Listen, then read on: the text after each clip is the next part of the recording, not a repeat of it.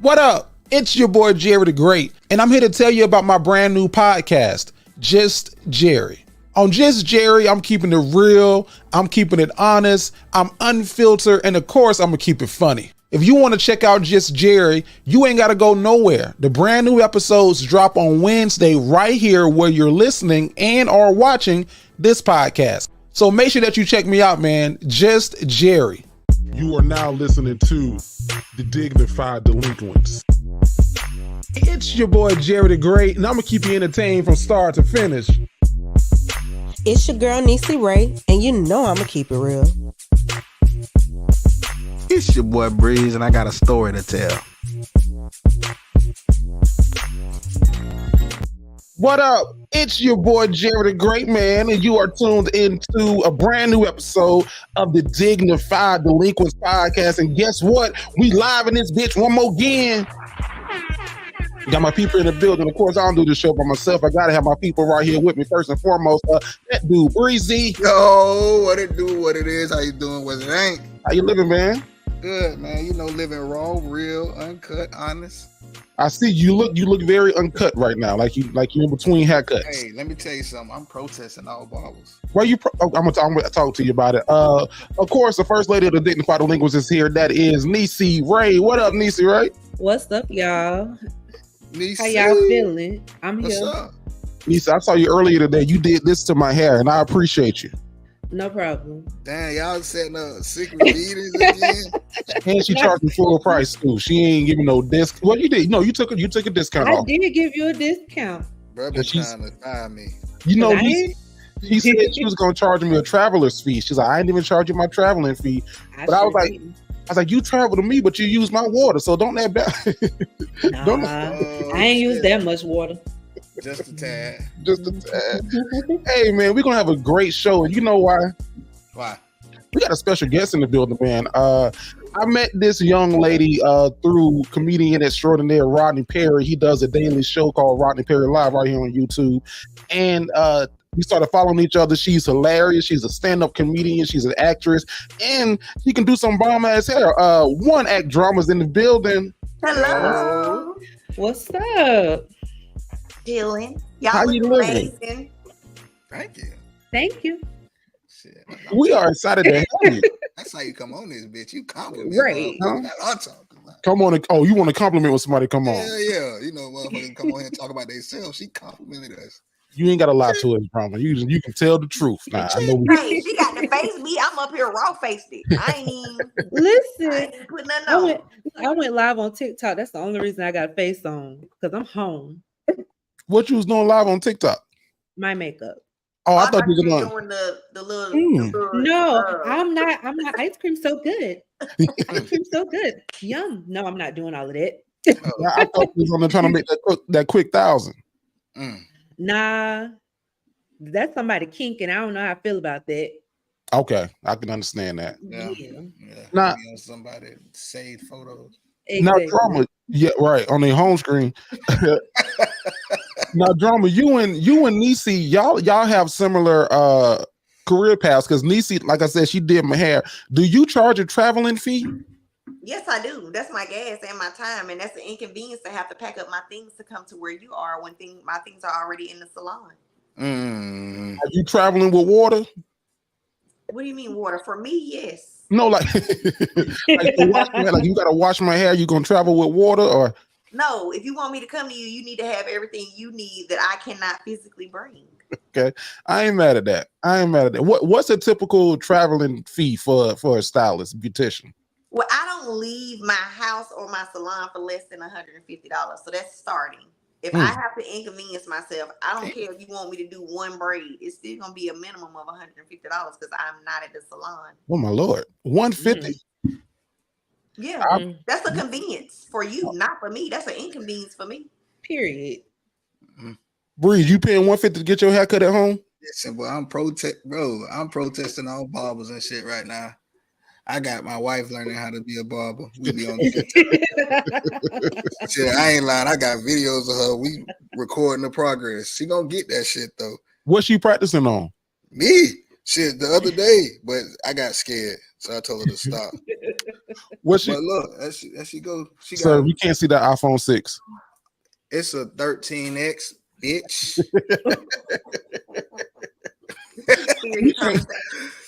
But she like her hand placement don't be right. Like you know how barbers know where to put their hands. Like she be cutting, hands be over my eyes and on my lip. She thinks she can get away with that shit because she's my wife, but that don't. But is your line straight though? Like is she edging you good? If the line is good, then it don't matter where your hand at, right? Right. Yeah, but you know my hair grow back fast as fuck. So okay, that could be it. I mean, you don't grow facial hair, so you wouldn't understand like what I go through. Look at all this right here. You see this? The people see all this right here. The people see it. All this. Okay, I'm a grown man. I'm a real man. Right. This is grown man hair right here. No, man, I'm excited. This is our second time doing this live show, and this our first time with a guest. So Drama, make yourself at home. Don't be shy. You jump like just like that. Huh? Now, can I ask you, where did you get your sofa from? Because that is a nice plush white sofa. So the sofa's not white; it's actually gray. But because I'm a woman, we do a little razzle dazzle. Ta-da! That's real alpaca right there. That's alpaca. Okay, alpaca. I need some of that. You fool! I thought you had like a little white room, the one that your mama said you can't go sit in. No, I just have white accessories because little razzle dazzle. You said that's alpaca. And then a little pop of color, okay, green. Luxurious fabrics. You see the fabric? Yes. You see the velvet? Yes. You fancy. With the ruffle. Luxury. Then I got the leather. For texture for y'all hoes. For real.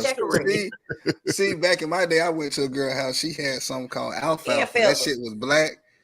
Everything was fucked up. That's nice. That is real nice. You fooled me. I thought that was an American freight original right there. I thought you had some this good. Is an Ashley Furniture unoriginal. Unoriginal. That's what mine is too. It's Ashley a clone, Furniture the Ashley unoriginal. Furniture clone. A clone. They clone my sofa. Fuck Tyrone, my sofa. That movie fire. Did y'all watch it? I watched it twice. Y'all both watched it twice. Yes. I have to because I missed some things, but now since I seen it the second time, I completely understand a whole different thing that I didn't understand. I will. I'm sorry. Go ahead. No, I ain't gonna put a spoiler out there for nobody, but it's great. Watch it 2 times. Shit, if you got time, watch it 3 times.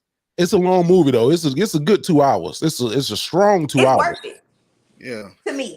I fell asleep halfway, like at the 1 hour mark, but I was watching it really, really late, like 3 o'clock in the morning. So I was like, let me pause it and go to something else. And I finished the rest of it today. No, you can't do that. The ending confused me a little bit, so I got to go back and watch it. But it was put together well. What confused you about the ending? I don't want to spoil it in case it's like hell. If you ain't watch it yet, close your ears. It's the #1 movie on Netflix. Everybody got somebody password. Close your ears. When he jumped up, when the title came and said they cloned Tyrone, then he jumped up. I was like, well, was that a dream? And then he went to the house and they was like, hey, dog, that's you on TV. No, that's him in another. That's him in another state. That man said they're everywhere.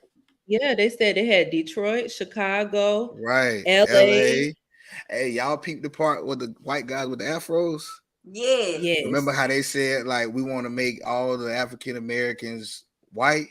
So all of them was white afro having ass people that work for them. I'm like, damn, it's a lot of white people with afros in this city. Did you peep the progression of the skin tone of the Tyrones when he was yes. I missed damn, good call. Oh Lord, you missed everything, Jerry. You gotta watch it again. The OG, the old man, he said, "Boy, you got that new car smell." I said, "Oh shit." I did hear him say that. I did hear him say that. I was so goddamn lost. I will say, Jamie Foxx said looked like he ain't expect to see his own clone for real. I thought that motherfucker was shocked that he said, shit, it looked like that he wasn't acting for real. You trying to allude to some bullshit? I know what the hell you doing. Yes, you is. Because they said that the new Jamie Foxx, thank God he's helped to put out a statement, and now they saying on social media that they think Jamie Foxx is a clone. And I will say, I think that they judging Jamie Foxx's hairline, and Jamie Foxx's hairline ain't never been shit. That's the first thing. So if you trying to judge off his hairline, just go look at some of his old movies. His hairline used to be in here, like the corners was up. Look at the blame. It was. So don't judge. He got a regular, fresh out the hospital, couldn't see a barber for real hairline. Breeze, I think your wife cut his hair. That's what it looked like. Leave my wife out of this. Lord. Leave my wife out of this. But I'm happy to see Jamie Foxx doing well, man. Y'all know that we down here in Florida, and it was a lot of white undertone in the movie. They cloned Tyrone, like especially with the hell, even the chicken piece when they was eating that damn chicken, and that chicken had their ass turning up in the goddamn giggling and shit. I did realize after that Popeye's chicken sandwich came out, niggas love chicken. There was a lot of references to real life things in the church. Mm-hmm. You see how the church was the headquarters? It is. The churches were in strip club. Right. Let's get them there. Yeah. The perms. Perming women hair. And she said, you know, that lady was getting a hair perm. She said, you know what, maybe it's my fault. Like, it ain't your fault that they going up on the rent. The fuck? No, man. I'm talking to the TV the whole time. Ma'am, it's not you. I swear to God. It's all us. I wouldn't mind that perm for my wife if it made my wife realize things in our relationship maybe being her fault. I'd be okay with that. See how y'all want to misuse? Right. See how y'all want to use things for evil?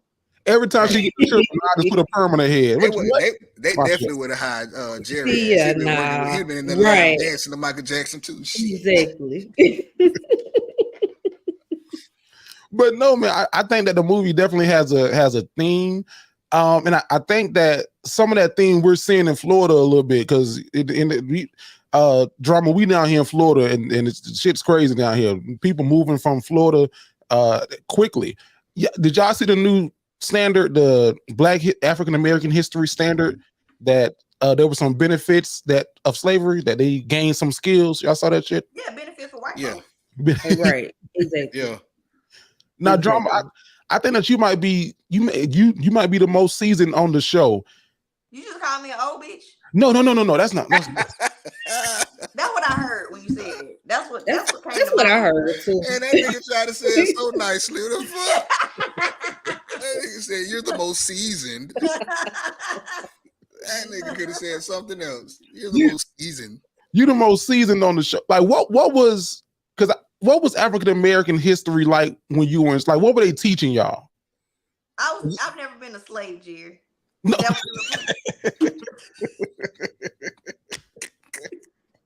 I was not there for the civil rights movement. I was born during the crack era. We had crack when I was coming up.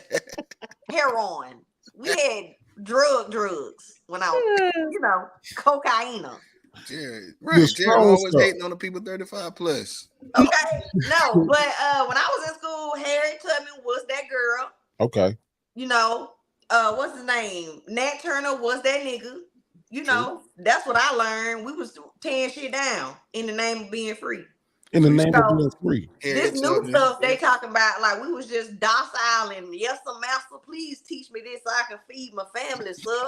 I didn't learn that in school. We was tearing shit down. I'm gonna learn the skills, but I'm gonna shank you when I finish. That's what I learned. We was running a book in my history book. I ain't get that book. I ain't get that one either. It wasn't no games. We was play with me. I'm finna run. Say something else, and I'm out. I'm not being funny. What year were you in school? What year did you graduate high school? 2000. 2000. Okay. So you pre-social media, pre-opinions, like not necessarily opinions, but like We had email, Jerry. I sent a little email. They had AOL. Yeah, AOL. Little dial up. Somebody had to get off the phone to use the that little sound. You couldn't even sneak on the internet. Mom, get off the damn, go to bed. They'll turn on that damn internet. That sucker was gonna be loud. Like chat rooms. Right. We had Yahoo Chat, Black Planet. I was on Black Planet. MySpace. Said I was 18. The little magenta, whatever the little Hispanic version of Black Planet was, magenta or whatever it was called. We had our little. Yeah. Okay. I mean, I think this is just my opinion. I think that people because we got so many opinions unwanted. Like we ain't asked for all these opinions. Now people are able to put opinions in shit. Like it's a country singer who just released a song called "That Won't Happen in a Small Town." Y'all saw that bullshit. The video everybody mad about. What happened in a small town? Yeah. Show the video. Boy.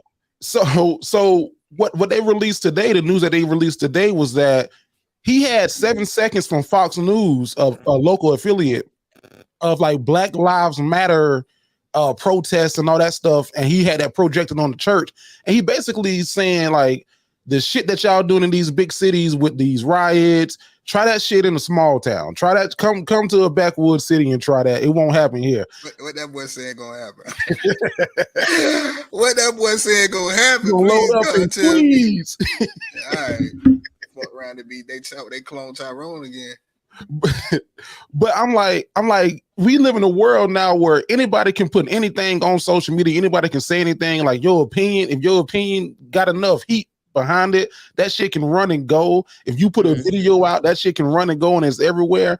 And I think that back in the day, it had to be. I'm sure it was harder, but easier. Yeah. Elaborate. Harder but easier. Can you elaborate? Yeah. Okay. So right now, we probably got some people in here watching us from California, where it's 5-something o'clock over there. Back in the day, unless we was on a phone call, physical phone call, and that's long distance, it's almost after 9. They wouldn't be hip to what's going on this side of the country unless it was major news on television. Yeah, it'd be a few hours later. A few hours later, right? So that's why I'm harder but easier, because I don't know, that shit bugs me down a little bit. Viral didn't really happen until Vine happened. Vine really kicked off the viral thing. That's true. Good call. 5 plus view. Niggas were never going viral on my stage. Oh, stuff like that. That's a good call. Damn, I didn't even think about that. Just random little facts like that. Damn, if I was only 5 seconds, nigga be on that bit. That's it. That's it. Yep. Gotta be funny in 5 seconds, which is hard. Yep. A lot of people don't know how tough that is. Damn. Good call. I don't try to be funny. It's okay. So I know that they're having a meeting down in Miami, and they invited the Florida State Education Commissioner to the meeting in Miami Gardens. I'm like, that motherfucker ain't going to Miami Gardens. I'm like, They going to the gardens? If y'all wanted a shot of this man showing up, y'all should have at least did that shit in Fort Lauderdale. Y'all have a meeting like a trap. It's not that bad. Bullshit. It's not that bad. You go. I do go. My cousins stay out there. Wait, what's on Miami Gardens? That's the hood. They be shooting. Do they be shooting? I'm over here in South Beach. I go with the civilized people with some money. And they be shooting them. So imagine Miami Gardens. Them niggas, huh? The gardens, it's not that big. Yeah, it's just like every other garden you hear in the hood. Eureka Garden. Eureka, yeah. Any gardens is bad. Palms is bad. And I don't want Heights. Get your ass caught inside of a. If the girl tells you trying to talk to, say I live in Jackson Heights. Something arms. Something with some arms in it. You better be armed. Yeah, I'm gonna see your ass. I'm gonna see you. I'm gonna see you at work. I don't even need that coochie that bad like that. Not if you live in Arms Heights or Gardens. Hell no. So Drama. I see that you've been working. You've been filming movies. Mm-hmm. I think Breeze wants to do a Tubi movie so bad. Bro, I'm saying you be seeing them Tubi movies. Them shit's horrible. Not all of them. Okay. Nah, it's some on. I told I'm watching this series called Dirty D with my wife. Check it out. It's kind of straight. A little bit. You got like a 60-40 chance on Tubi. Yeah. 60 good or no? Okay, other way. 60. Yeah. So what were you filming? What were you working on? Most recently I just finished a film. What film did I just finish? Oh wait, you talking about a couple weeks last week before? Mm-hmm. Oh, so I'm writing my first film. Shout out to Drama. Yeah, so we shot the trailer so we can do some crowdfunding. It's me and comedian Remo Rod. We're writing a thriller. Oh, nice. Yeah, people expect a comedy. So we had a meeting last night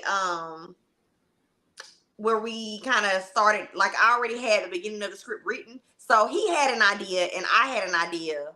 And mine was a thriller. His was going to be like a horror. So we combined our ideas for our scripts. And by the grace of God, the ideas fit anyway. So it was like meant to be. My beginning fits his end. So we're just writing the middle together. That's dope. Nice. So it's been fun. Like we had an hour and 30-minute call last night where we kind of went over the beginning of the scripts and tweaks and stuff like that we want to make. But I'm excited. I'm excited. Nice. If y'all casting, I know a guy. We will be casting. Okay, I know a guy. He's at the top right corner of my screen. I'm not sure how he look on y'all screen. Oh, you talking about me? Oh, I know a guy. Tell me about him. So we're not paying for travel.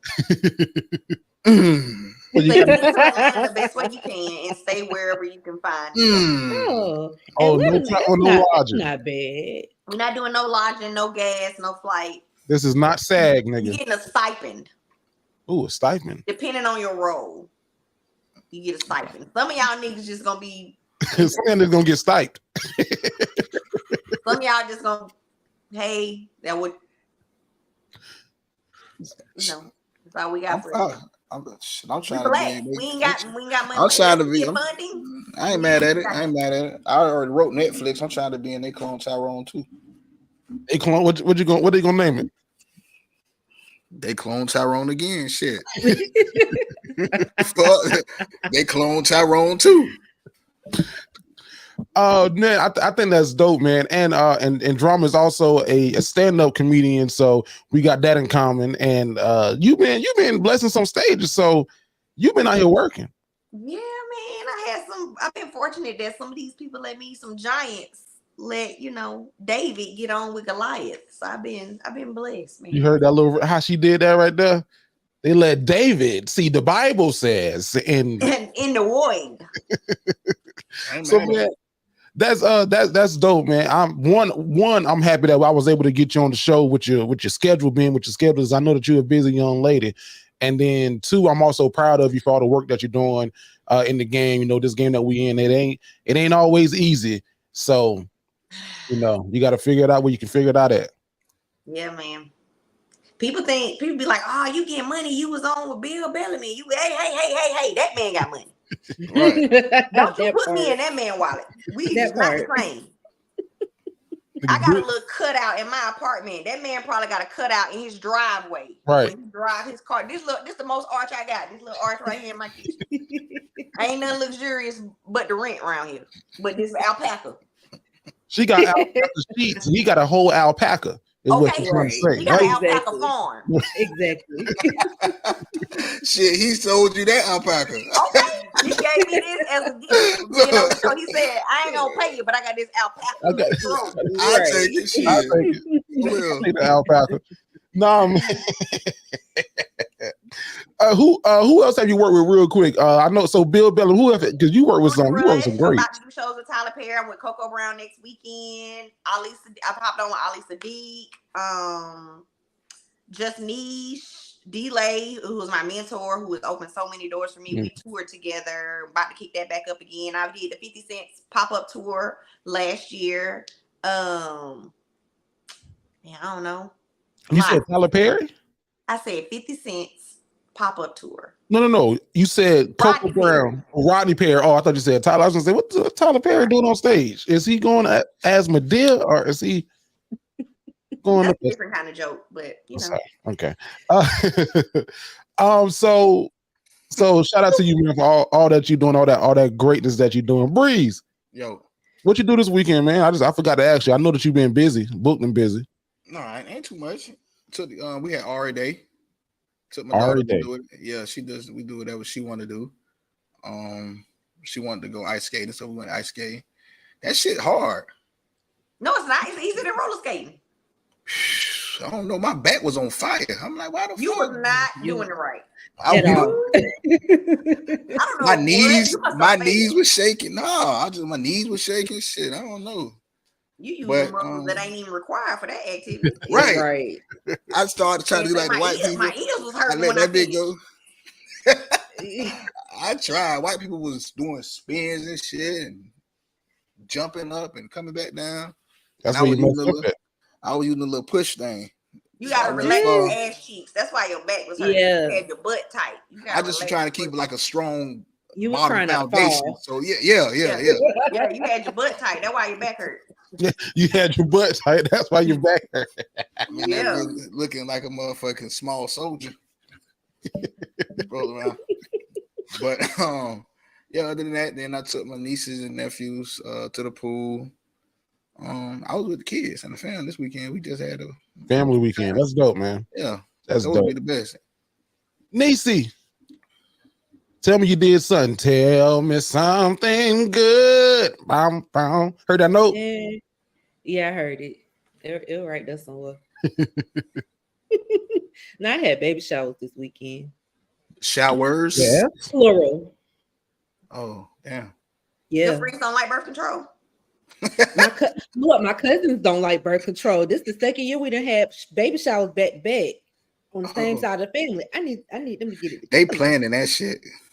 Girl, tonight's the night. This time it was all on the same day. We had 2 baby showers on the same day, one at 11 and one at 3. Oh, they don't fuck with each other, but they respectful. Well, see, the other one we didn't even really know about until like a week before. The one at 11, we knew about that one. We were prepared. Open bar, we knew we was gonna have us a good time. That second baby shower was like, okay, y'all, we gotta go. So y'all don't fuck with her. No, it's not like that. They just of the Holiness Church, and it was a little. Who had the better food? Which one? The first one, the one with the open bar. Was it the food good, or was you just drunk? Nah, the food was good. We did shrimp and grits. It was like brunch. Oh, it was a brunch. What the second one? What the second one? Good no, money, it huh? was just regular, like it was like finger foods, like sandwiches and the little pinwheels and fruit and They some went to little chicken Publix. wings. Yeah, they got that from Publix. I ain't mad at either one. I'll stack my I plate. wasn't mad at either one. I ate at both. Were you hungry at the second one, or did you have to eat because you was there? Like, let me just grit something so I don't look like I'm. I was trying to sober up so I can make it to the next event. So yeah. It was another event after the baby showers. Yeah, we all went back to one of my cousin's house, and I ain't leave there till like 1:30. Oh yeah, I was turning up, turn the hell up. More drinks on drinks. That's cool. You fuck with your cousin like that. I probably wouldn't even go to my cousin's baby shower. You are one of the only black people I know that don't fuck with like their cousins. Like one of the I only don't fuck with my cousins on my mama's side. Oh, you okay? Oh, I went to my uncle's funeral too. I forgot. He had a funeral. Oh, I'm sorry. My dad's side the bomb. I don't fuck with my mama's side of the family. My mama don't fuck with them either though. So it's it's mutual. Like yeah, they don't fuck with us. We don't fuck with them. You know, they was back in the day. My grandma said they was broken ghetto, so she didn't allow us around. She didn't want to broke the rub off. Your grandma said your other cousin, the other grandma. My grandma who raised my mama said her own family was broken ghetto, and she didn't want us around them. Oh wow. Well, okay. What grandma say goes. My nigga Gucci. She didn't even fool with them, and that's her family. And that's her key. That's her children's children. Oh wow. And bro, I wouldn't even say I don't fuck with my cousin. It's just like we love each other, but we don't be hanging. Like that shit. We're trying to do better because this is my daddy's side. So usually growing up, you closer to your mom's side of the family than your daddy's side of the family. No, in most households, I know for me that's true because my mama people all live here in Jacksonville. My daddy's side from a little small town outside Lake City. So when we were younger, we did a lot of stuff together. But as we gotten older, we kind of haven't. So I try to go when they do stuff. Because other than that, like they ain't getting no representation out of my household. True. Gotta go show face. Yeah. Going up there and representing with the spoons or some shit like that. I be trying because I know my brother not going. We could forget about him showing up. He's just not going to come. He's just not. Yeah, my daddy outside the house. He don't even respond in our group chat. We got a cousins group chat, and my brother do not respond unless it's somebody's birthday or somebody done graduated or had a baby. As he should. Wow. Right. I try to show up. Well, my mama turned 60 on Saturday. Oh yeah, the party that I didn't get. Oh Lord, here we go. Why would your 34-year ass want to go to a 60-year-old birthday party? Bro, because all my dogs, I thought we was family. But don't worry about it. I ain't crying nothing. Nigga ain't crying, ain't shit, no tear. You know what I'm saying? But it's cool though. Then your brother gonna text me talking about coming. No, bitch, I ain't get an invite. You could have showed up. You still could have came. I would never. You don't believe in showing up if you wasn't invited to places? Hell nah.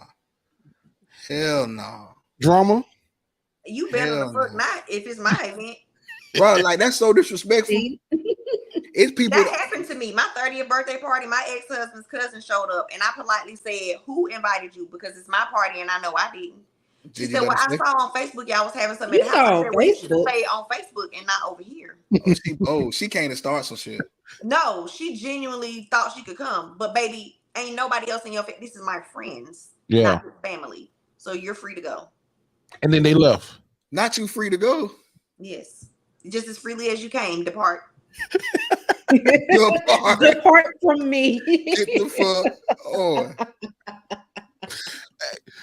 You know what? I wish I had like that in me, drama. Like I wish I think I'm what? You said no? You don't. I don't. I think I'm too nice of a guy because my mom, we did like this whole big RSVP thing, like, make sure that you RSVP because it's plated dinner, like it's plated food. We gotta pay for this shit.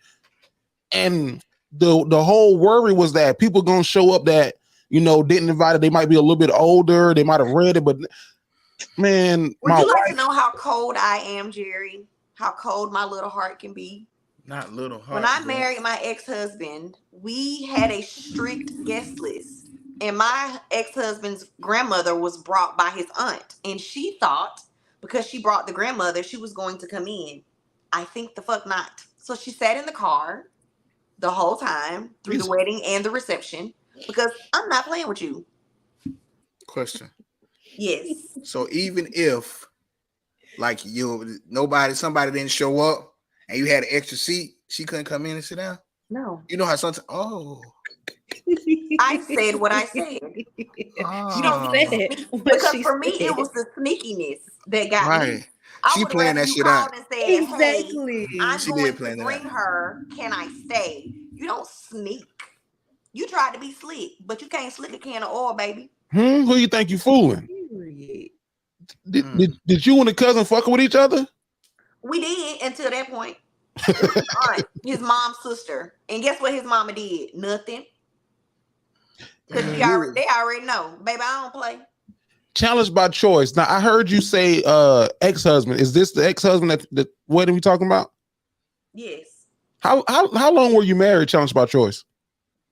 We was together for 11 years, married for 7. Oh wow, damn. It's 18 right there. That's a good 18. What now what does that come from, if you don't mind me asking? Like where does it come from? Like how do you build that callous of don't fuck with me? I have boundaries. Okay. And you will respect them. Okay. Because my father instilled in me that you don't have to do nothing you don't want to do. Even with my parents. If I did not want to do it, I was allowed to say, can you explain to me why that has to happen before it happens? And I raise my children the same way because I want them to know if you got now, I'm still probably gonna make you do it, but I don't mind explaining it to you.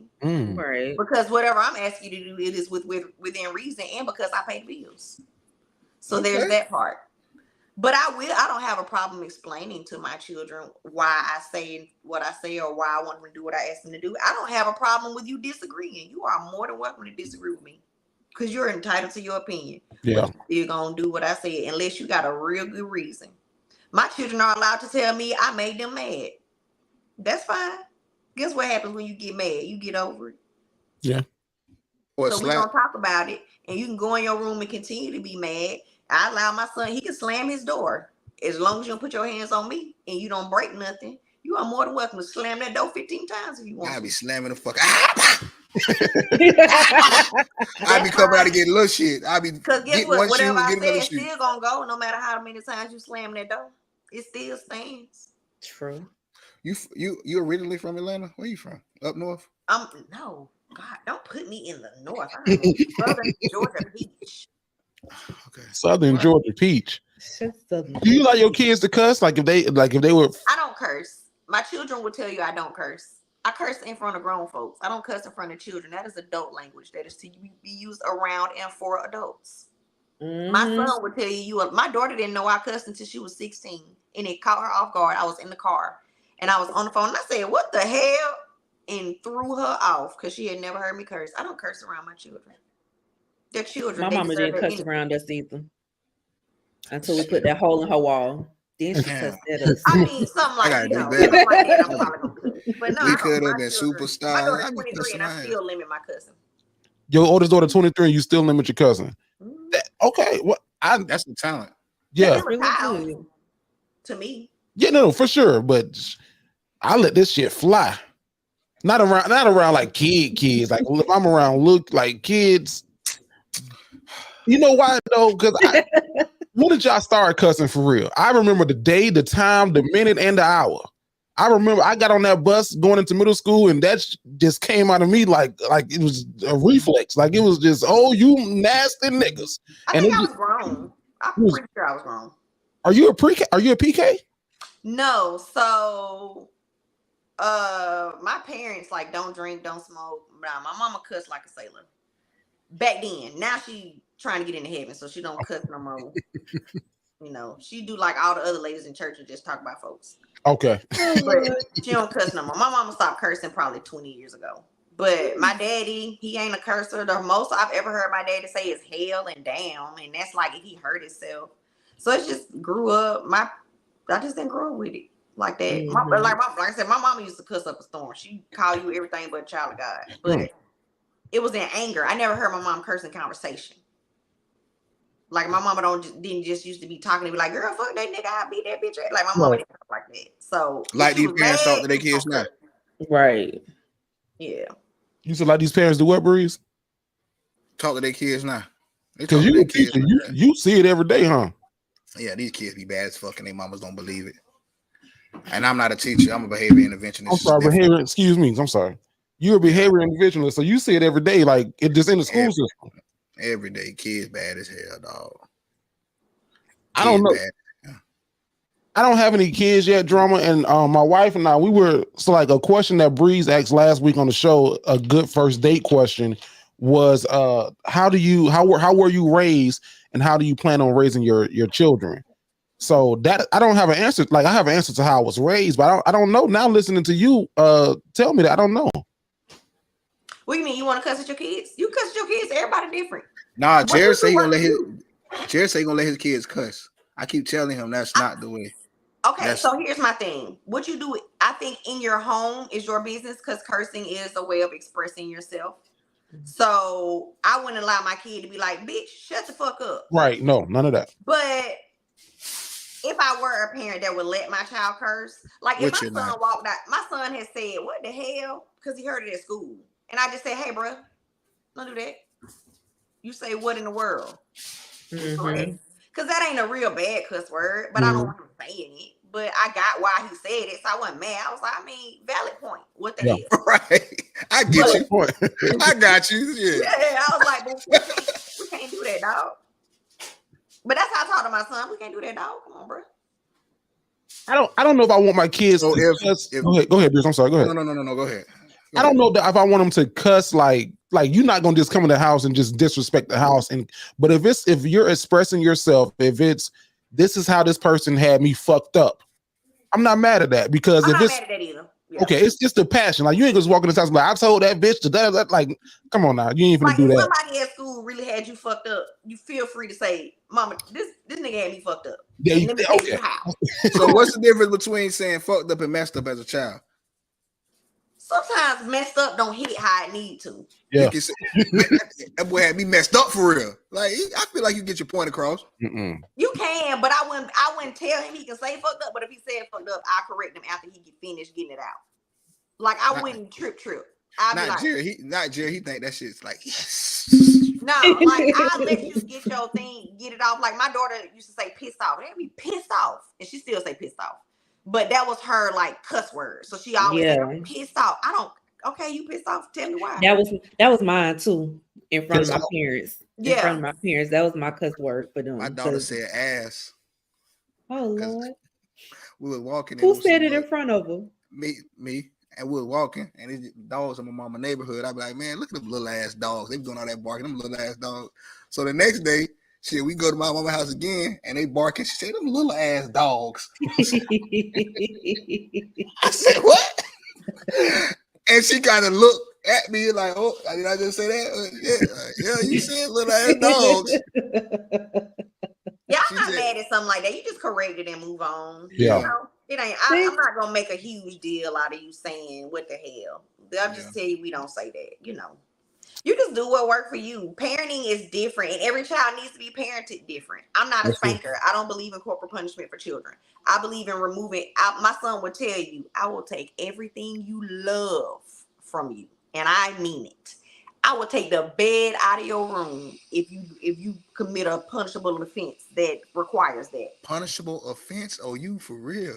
Oh yeah, I will. Anytime parents come in the office and say shit like that, I'm like, man, you know what? He ain't suspended. You got him. If a parent say, oh, you gonna get a punishment? Oh my god, ma'am. A whooping? That's over quick. I'm finna go get on this switch after this whooping. Yeah. So now we're gonna bypass the whooping. We gonna get that to me, bro. That iPhone, let me run that. My mama wouldn't even take the game out my brother's room. She would just take his cords.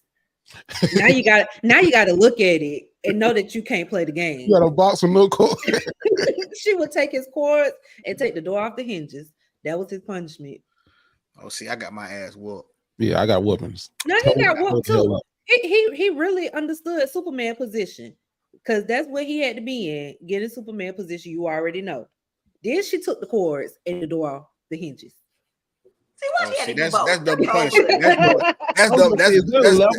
That's double punishment. I don't do that. That's because my brother came home every day. It was every day.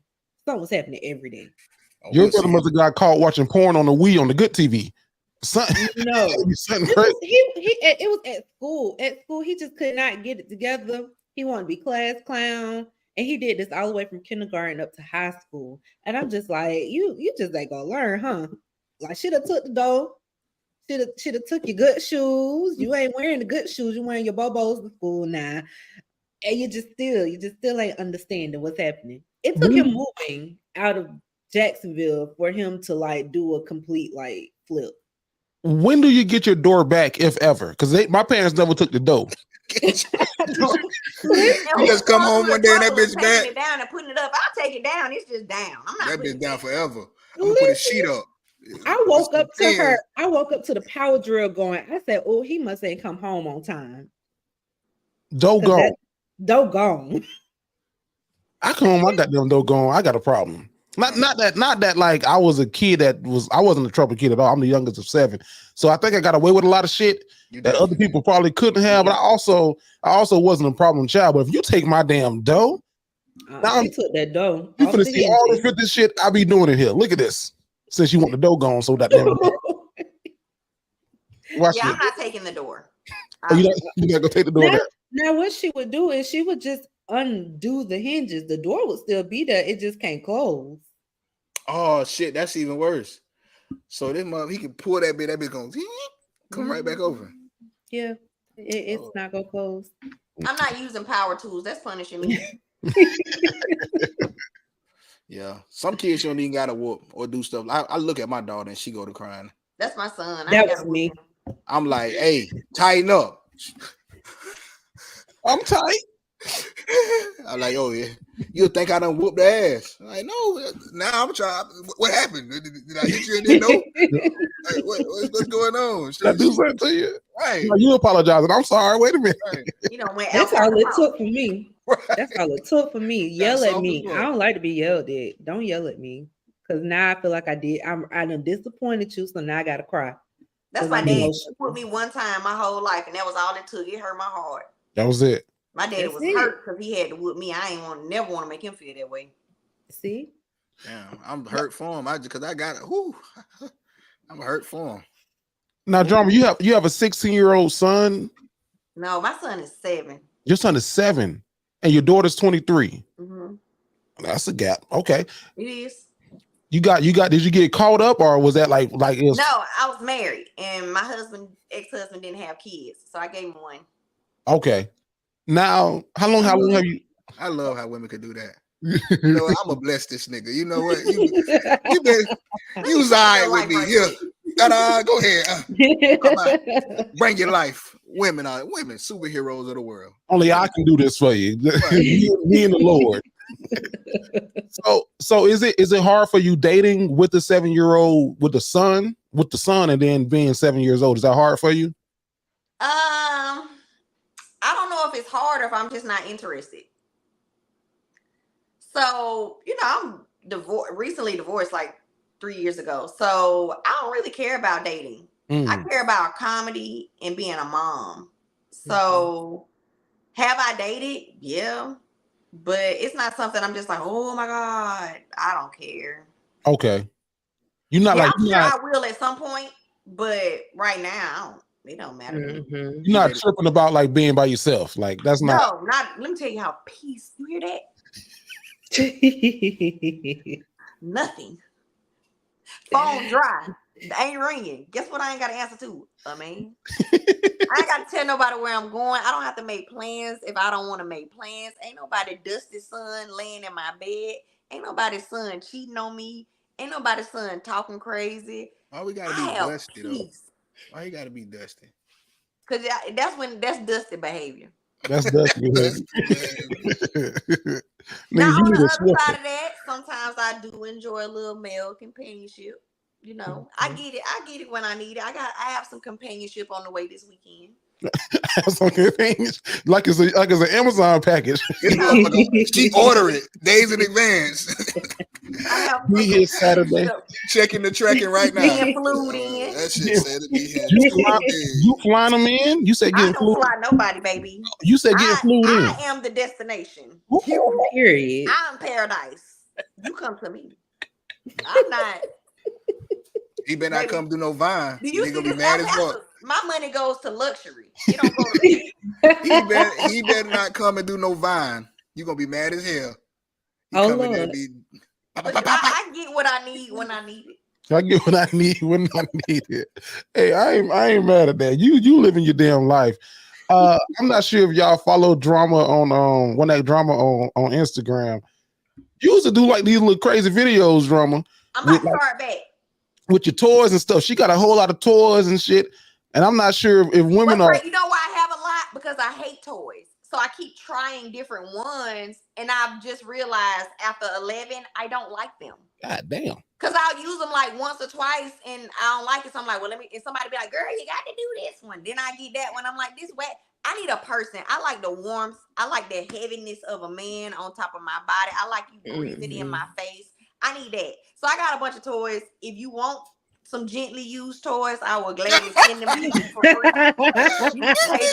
Gently used. What the fuck kind of? What is that? Some toys on consignment. There's somebody in this motherfucker that's gonna be like, yo, hey. Let me hear her. I might need to sell them on like OnlyFans as to them fetish people. The fetish. And don't even wash them. Don't wash them off because they're gonna. I don't wash them now. They clean. I reuse them before I ship them. Women can sell anything, dog. Because that might be. Like I do have the only toy I have not used. I have a swing that I've had for 3 years that I have not used because I want to use my swing with somebody. I want to use my swing with my person. So when I find my person, it's like still wrapped up in everything. When I find my person, we will have a good time.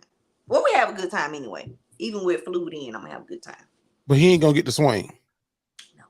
Nisa, you got a swing? You was over there shaking your head and shit. Nisa, you got a what? Right. She over that bitch looking at us shaking and agreeing. Right. I just put mine up. Shit. I don't want no toy I gotta fucking build. That swing already built. What you gotta do? You just put it over the door. Put it over the door. Oh, yeah, Nisa got a swing. She didn't share it in there. On Amazon? Yeah, I got it on Amazon. I seen the link. I seen the link. Send me that bit now. Link in bio.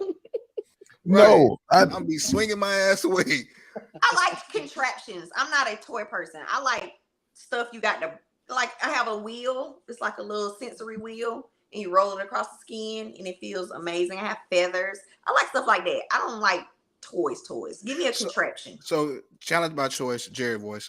How did you realize you were into stuff like this? Like, did somebody bring this to you, or you like, yo, I don't watch 50 Shades of Grey. I want to try some shit. Or somebody was like, yo, like, try this out. Like, you might like this shit. So as you get older, you be done did a lot of stuff. And you need something different. You need something new. So in my 40s, you know, I need something. I done it in the car. I done it in the bathroom. I done it in the restaurant. I done it in the mall. I done it, like, I've done it everywhere. So now we got to find some stuff in the house to do. So that's just kind of, you do your research. You kind of see what's out there. Talk to your friends because you'd be surprised. I think that's an issue between Black women. We're shunned from sex and we're shamed about sex, and sex is beautiful. Sex is amazing with a partner that you agree to do those things with. And I think sex should be talked about in a positive light because we're taught that when you have sex, oh, you a hoe if you ain't married. And if you sleep with 3 people, you got too many bodies. Ain't no man gonna want you. Girl, get that man some coochie. Because guess what? When you get to the next one, it's gonna be the same coochie. It's gonna feel the same to him too. So get that man some coochie if you want to. Just lie and tell him it's 2. Tell everybody after 2 that they 3. They don't know.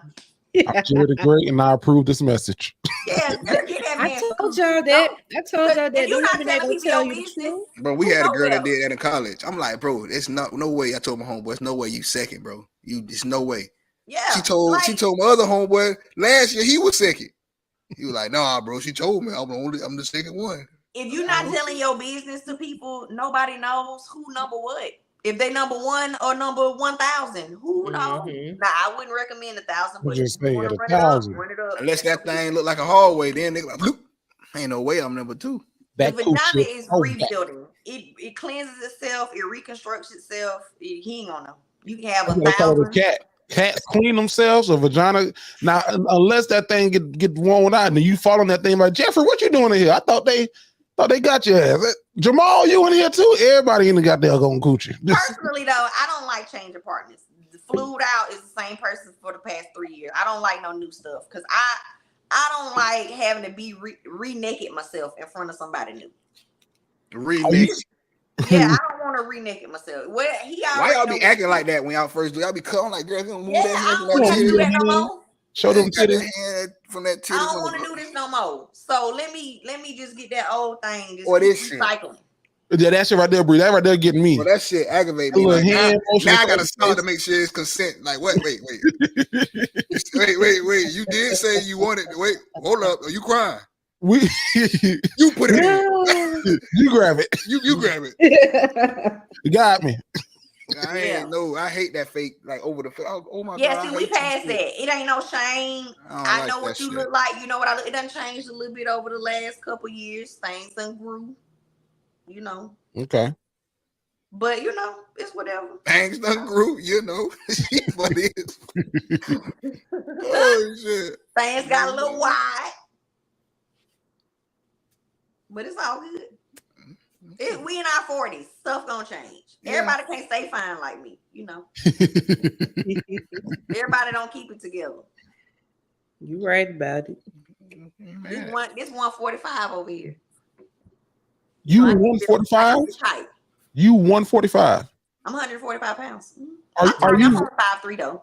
Are you working out consistently? Or are you just like, this is just nature just happening? Baby, this is how the Lord wanted me to bless y'all. This how he put me here. This how he said, I'm gonna give it to him like this. Straight raw. I said, you know what? I appreciate you, BG. You did your thing on that. See, don't nobody believe me when I say how much I weigh. They think I'm lying to them. How much is that? Because I'm gonna tell you if I think you're lying. You can't ask a woman that. She brought it up. That was a hint to ask me. Drama gave the number. She ain't getting no number. She said people ain't gonna believe me. You supposed to say we won't. No, I said people don't believe me. Not they won't believe me. We don't. It's believable. That's a cue to ask. Go ahead. I'm sorry. Go ahead. Ask. That is the cue to ask. I'm 225. 225. What the fuck? Your booty must be big.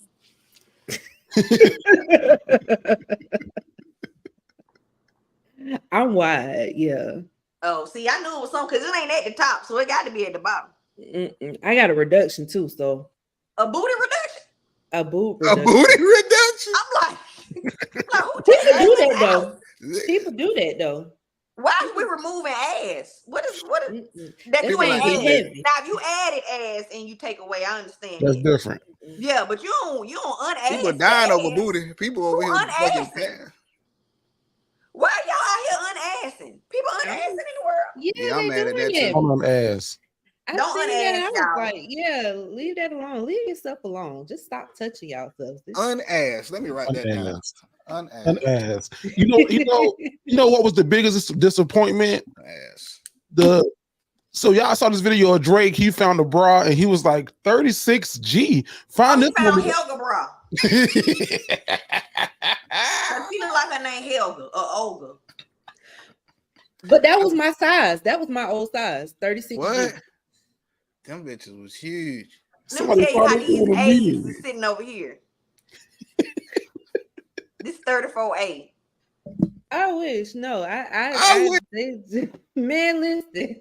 I got a tainted titty. A taint. That's all. A dab will do you. Not a dab will do you. That's all you need. That is all you need. As long as you look like my little nephew, when you take your shirt off, you fine. As long as you look like you got a little something. If I can cup something. Yeah, I don't need a lot of nothing. I don't need a lot. Just something to cup. Just give me I don't need. I got booty though, so it don't matter to me about them little titties. Okay, so you look like a little ant coming into the room. Yeah, I got booty, so I'm good. Is that a fire ant? That was a little ant walking into the room. No, they found this lady. She was a 36G, and when she revealed who the hell she was, I said, God, dog. I was not expecting you to look like how you. And I ain't judging. All women are good. I'm judging. Okay, all right. What she look like? I ain't see her. She look like her name Olga. Oh. Did you ever watch Hey Arnold, Nisa? That's what she look like. That's what I'm talking about. Yeah, the Olga from Hey Arnold. Yes, that's exactly what she look like. Olga, the dog, y'all playing. Okay, new version for you, Bree. She looks like the girl from Encanto. I'm the strong one. Yeah, bro, I know who it is, but she damn, got a big back. Big back. Wide back. Big back get bent over too. I don't know if I'm bending Olga over though. I ain't gonna lie to you. I don't like big backs. I'm just throwing it out there for the big back. It ain't that her back big, it's that her face ugly. Oh. Hey. Somebody said, wait, you can take away booty size? Yep, I guess. Yeah, so. you can unass. You can unass. Unass. You can do a lot of things. What they do with the ass that they took from me? What they do with that? Take the ass and put it in your titties, probably. That's what I would do. You probably can transfer your fat. If you unass, you're gonna retitty. You say ass is just fat, Niecy? For some people, it is. Ass and titties is fat. That's why most people when they lose weight, them the two things that go first, and when they gain weight, them the two things that get big first. Yeah, for most people, it is fat. For some people, your titties might be tissue, overgrown tissue, and your ass might be muscle. It just depends on the person and what they do. Well, shout out everybody. No unassing. Yeah, don't hashtag do not unass. You can do a lot of things. I heard some news today, and this is unrelated to nothing, but they said DeSantis that got into a car accident, and I don't never wish nobody downfall, but I was like, Lord have mercy. If he, all right, no, anyway. He can be in a wheelchair like our governor, old numb legs. Old numb legs. Governor Hot Wheels. Leading the way. Who y'all got Abbott out there? Yeah. She said Governor Hot Wheels. Governor Hot Wheels. Y'all Governor worse because he can't stand on shit. He just signing. He ain't standing on nothing that he's saying. The day somebody flipped that motherfucker over, I would cheer. I just want somebody to just how you trip somebody when they walk by, just flip. Oh, don't flip him. I just scam the way he think he gonna fall. Man, you only got his roll his That's ass worse far. Sometimes when you that is worse than and you almost and you do the little scramble. I just want him to scramble. I want to see his eyes get big and him scramble because he thinks he's gonna fall. Hey. Just a little shake. I just want that. I want to see that fear come over him. Pee on himself a little bit because he's numb. So he pissed on himself all day. I bet you. Cause who gonna take you to the bathroom all the time? You think you got a diaper on? I ain't taking your numb ass to the bathroom. He probably do got on a diaper. When I worked at the nursing home, we would double diaper people. Don't put your parents in nursing homes. That's just my first statement. But when I worked at the nursing home, be careful. Don't do that. I ain't saying nothing that's illegal. Not a state might show if I say where I work there. The state gonna go check on some people. Well, don't tell nobody that. Yeah, send the state to Benton Village. They end up putting 2 diapers on unassing people. Over there, unassing your grandma.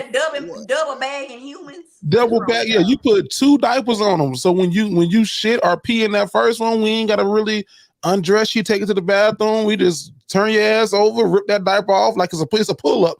Rip that pull up off and wipe you real quick, and then roll you back over. Go back to sleep. I ain't finna lift your ass up all throughout the night and put another diaper on you.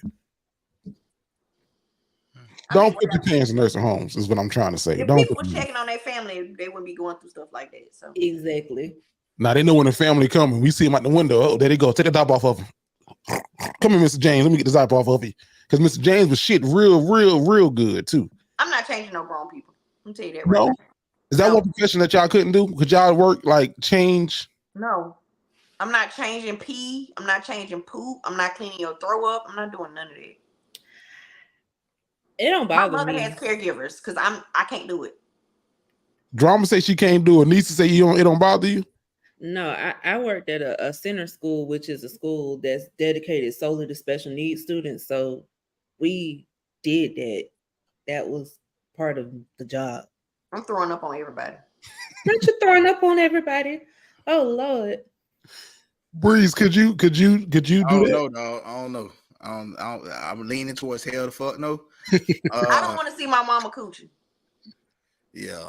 I came out. That was enough sight to see. I don't need to see the re-entry point. Child, I stayed in the hospital when my mama had her hysterectomy. I was all up in the room.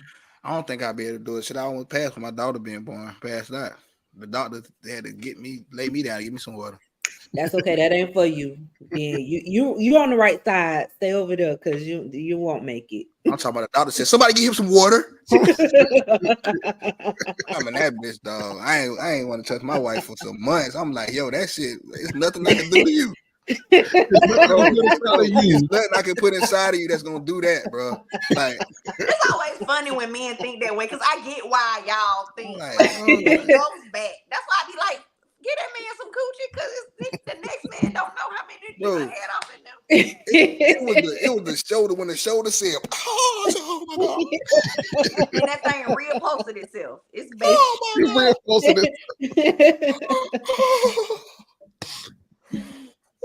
Your body is a human vaginal rejuvenation tool. Oh, they had me holding her legs. And I'm trying to be tough. Everybody else looking, I'm looking. That bitch say,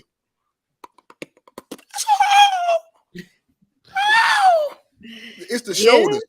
When you first see the little head and that thing go, I say, oh, you hear? I say, oh, my feet, it's the perfect fine. Oh my God. I'm gonna follow this again. After a while, you like, fuck, shit. That shit bite. It snap. Like she said, that shit was Gucci back. Welcome back. Shout out my nigga Gucci. It's back. Hey, speaking of Gucci, man, have you ever worked with somebody that no one else wanted to work with? That's the question. Have you ever worked with somebody that people told you not to work with? Don't do it. Don't work with that person. They damaged goods. And you say, you know what? I'm going to give them a shot. I'm going to work with them. Ty Ford here out in Dallas, Texas. Is that what is that? What is he? He's a director, producer. I had to threaten him with a lawsuit to get paid my money. So yeah, Ty Ford. I don't mind saying your name because I blasted him on Facebook and everything else. Shout out to Ty Ford. Shout out that boy Ty Ford. Yeah. You see, that's my name you want to say? I ain't never had nobody tell me not to work with nobody. Oh, they warned me. I should have listened. You should have listened. And I warned everybody after me. I had people dropping out of his project. You had like afterward, like after you worked with him, and like multiple people told you, or just one person? No, multiple people did. But you know, you be like, well, that's that happened to you. I'ma see. That boy, I fought with that boy ain't gonna do me like that. No, I didn't know him. I was just like, I was young, hungry. This was like 15 years ago almost. Just wanted to, Yeah. I got my money though. You got. I bet you did.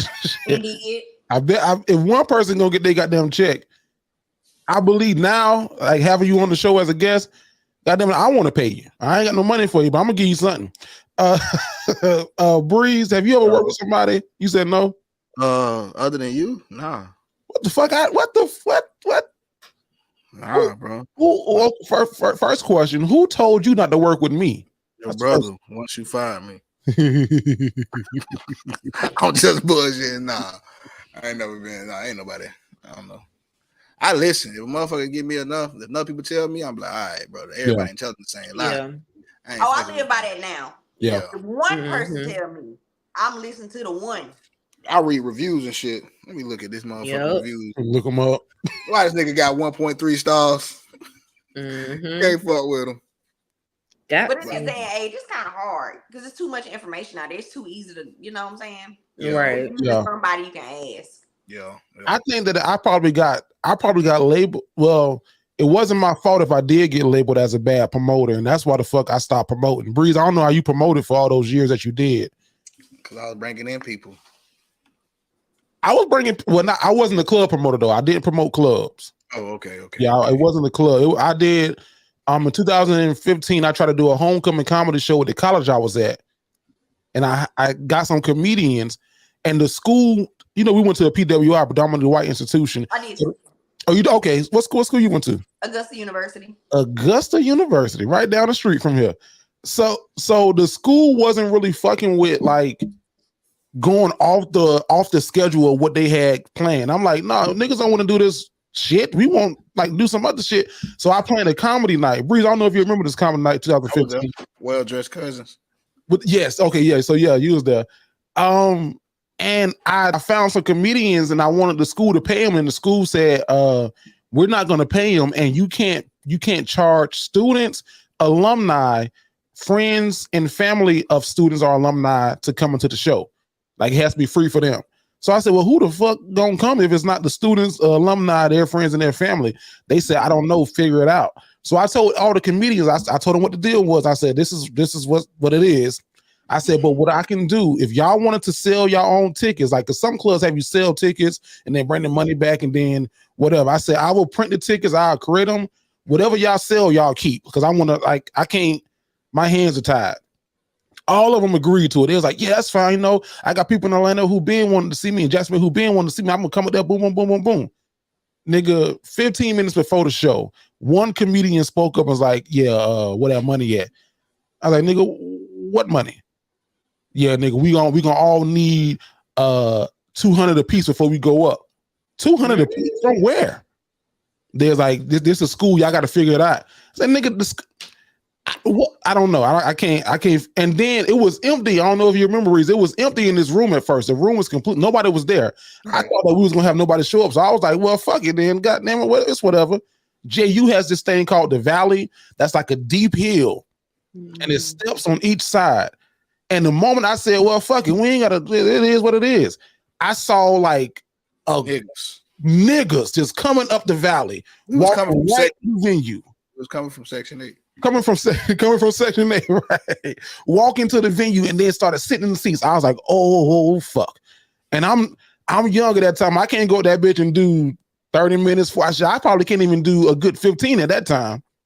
So I was like, "What the fuck I'm gonna do?" And I go to this school and I done promoted this show. So I had to go into my refund check and give all them niggas. I think I gave everybody $50. And then they were like, "We want the rest of the 150 by next Friday." And I was like, "Nigga, first of all, y'all ain't finna sugar like the fuck out of me." So I told you, tell us, nigga, what y'all was gonna do? We're gonna beat their ass. Out there trying to pump my dog. Fuck, you should have told us. Y'all done graduated by that point. I'm still in school there. That's true. I don't even remember this. This was home in 2015. You probably was at home. I probably was. They got my dog fucked up. I ain't looking paying the boy $50. Like they on Friday. Y'all got, I gotta live here. Y'all know. Right. Gonna get me in trouble. Shit, we're gonna beat that boy's ass. Got my dog. You ain't tell us they was in the fucking Suge Knight your ass. Like hot key. And like some of the niggas I've seen some of them niggas. I done worked with some of them niggas since then. Not like with them, but on the same show. Yeah. And it's like, dog, like I got out of that game quick. I said, "Nah, nigga, that ain't for me." No, I ain't know they was in that bitch doing that to you, bro. And I'm like, one comedian told me like later on, he was like, "Yeah, bro, you don't never have comedians sell tickets. Like you got to give them their money up front." I was like, "Nigga, I couldn't. Like I had no money to give them." That's crazy. We couldn't sell tickets. JU had just built a whole like pub on campus. Why they couldn't pay them people? They didn't want no black comedians on that campus telling jokes. They wanted everybody to go to Mock Rock, which was like the little lip sync white shit. So, Drama, what you would do if you were a comedian in that situation? I missed everything. I might have to just give out coochie. I don't know. Oh shit.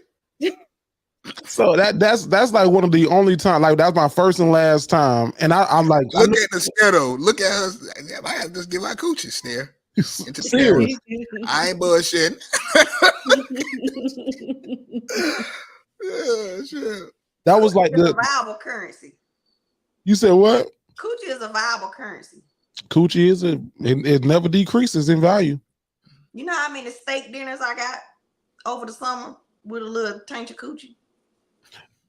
When you say a little taint, is that like letting them just see it? It's the same person that's gonna be here this weekend. So he ain't do nothing but put money down on his investment. They go another $45 for let me get a New York strip. Whatever gets me the STK. Man, Drama, thank you for I'm happy that you're here. Like I don't know. Whenever I see drama on Rodney Perry show, I don't know if she's serious because her face is always the same. Everybody says that about. They be like, we can't tell when because you will say a lie with a straight face, but then you will tell the truth with a straight face. You'll laugh at the truth. I like to keep people guessing. I like that. Because my friends would be like, y'all, she ain't fucking nobody. And I'm really not, but I like to pretend. Being a hoe in your head is fun. A hole in your head. Yeah, I hoe in my head real hard. Nisa, is that something that women do often? Like, are y'all like hoeing in your head? It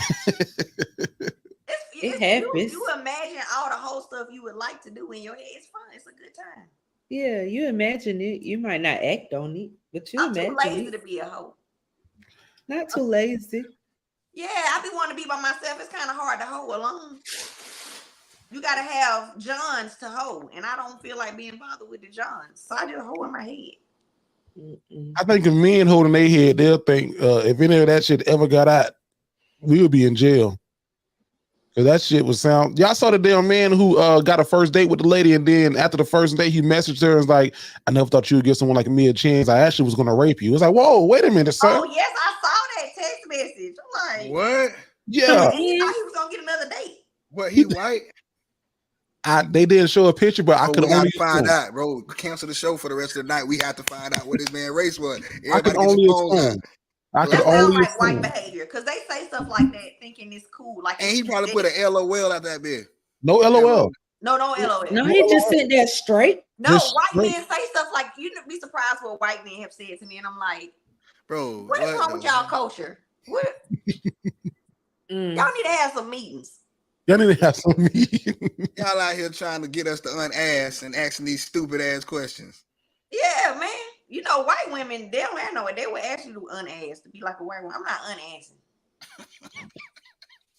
I need this. I can tell you on the ass, and next time you come back on the show, you sitting a little lower, like, yep, she done the ass herself. She done did her unassing. I re-ass for unass, and I don't want to re-ass. Now, you were talking about white women. Did y'all go see the Barbie movie this weekend? Did anybody go see that? Okay, that movie ain't got nothing to do with me. I don't care how many black faces you put in it. Barbie didn't even want to create a black doll. A black Barbie did not come out, I think, until the late 80s, early 90s. They weren't fucking with us. I'm not finna get them folks my money. And then half of these black women dressed up really disappointed me because why y'all ain't dressed up? Y'all went as friend groups to go see Barbie, but you ain't take your friends to go see The Little Mermaid. Yep. Y'all didn't take your friends. You took your kids, which is cool, but why you ain't get dressed up with your friends to go see Barbie or the Princess and the Frog? We need to have that same zest for life when it comes to stuff that's created for us and about us. Yep. I'm not going to see Barbie. Sorry. Well, no, I'm not sorry. Let me not scratch that. I'm not sorry. I'm not going to see Barbie. When it come on TV, I might check it out, but Barbie won't get my money. I watched it on the Fire Stick. Yeah. Hey, I watched it on the Fire Stick with my daughter, and that shit was a true bootleg. I guess somebody like walked on the screen. She said, "Hey, what's going on?" I said, "Baby, this is what we call a bootleg." It's a history lesson. This is a bootleg, but it was all right. But like you said, I agree with the Little Mermaid shit and all that. But it was. I think it was too complicated for kids. Like that shit had like it was a kids movie. I don't think it was either. Based on what yeah. Well, shit, we watched it. It didn't have nothing crazy in it because I'm very like selective about what she watched, but I don't know. I wouldn't watch that movie. Ain't kid movies. Shrek is not a kid movie. Right. SpongeBob ain't a kid cartoon. SpongeBob is not. Ren and Stimpy was not a kid's cartoon. That's true. At all. Like Cat Dog was not a kid. None of this stuff was marketed to kids, and it was on the children's network. But as an adult, as a child, you don't know that. Yeah. You miss everything as a child. I'm like, SpongeBob, but as a grown up, I'm like, them niggas was yeah, you look, you gotta go back and watch that stuff as an adult. You be like, oh snap, I missed that. Yeah. SpongeBob, I was watching SpongeBob the other day. It did an episode about Sandy's roasted nuts. And then they said, this guy loves her nuts on his behind. And I was like, whoa. Yeah. Hey, you see the SpongeBob episode where he was on doing the drugs, the pills? He was making they was making him act crazy. He was in the hood, and somebody gave him a pill. He put it on his tongue. He went acting crazy. What SpongeBob was that? Bro, I'm gonna send you the episode. He got like a little balloon. They gave him a pill. Oh shit! No, you. He like he on the Yeah. pill. He couldn't talk. That dude, he just They gave him that pill, and SpongeBob with the tripping eye. I said, "Oh, SpongeBob." SpongeBob couldn't get home. Oh, you know what I'm talking about? I know what you're talking about. It's called something bottom. Something the bus left him and shit. Yeah, SpongeBob was high as hell. Yeah, I don't. I saw a lot of people talking about the bar. What would be the black Barbie equivalent? My wife said, was it? Jim. What was it? Jim. What's that? Jim was a black Barbie. She was in a rock group, and she was the lead singer of the rock group. Her name was Jim. And she was a Barbie? Mm-hmm. She was a Barbie. She had a purple afro. Damn, you just took us back, drummer. I'm for Google that. I gotta Google that shit. Yep, she had things on Jim. It's truly outrageous. Truly, truly, truly outrageous. Jim is her name. Jim. Yeah, it was the Jim. All the Jims I see is white. No, Jim. No, Jim was the white girl. Jim. Look up Jim, and it should show you the black Barbie that was in Jim with a purple afro. Okay. Barbie had a friend named Jim. Goddamn it. My wife said Bratz was like the black equivalent. My sister said baby dolls because she didn't have Barbie, she had baby dolls. Oh, I see it. Okay. And then somebody said Tyra Banks did a movie called was it Eve or some shit? Nah, Life Size. Life Size. There you go. Mm-hmm. So it was like that was you like see that shit? I was just showing my age there. What Life Size came out in 2003. So I'm just saying, I showed my age too. You said something. You weren't even close to the name of the movie. What was the name of the movie? Eve. I think it was Eve. I think it was Eve. That still ain't the name of the movie though. Well, I ain't finna argue with you in front of Comedy Breeze. What you're not gonna do is get Nobody wins when the family feuds. Nobody wins when the family feuds. I respect it. Breeze, Drama was talking about all of the toys she had, and you had a question about the craziest place I'm gonna go like in the 60s TV show. Where's the craziest place you made whoopee? Not made whoopee. Made whoopee. You asked me first. The question I asked, well, Miami on the jet skis in the ocean. Catching all the waves.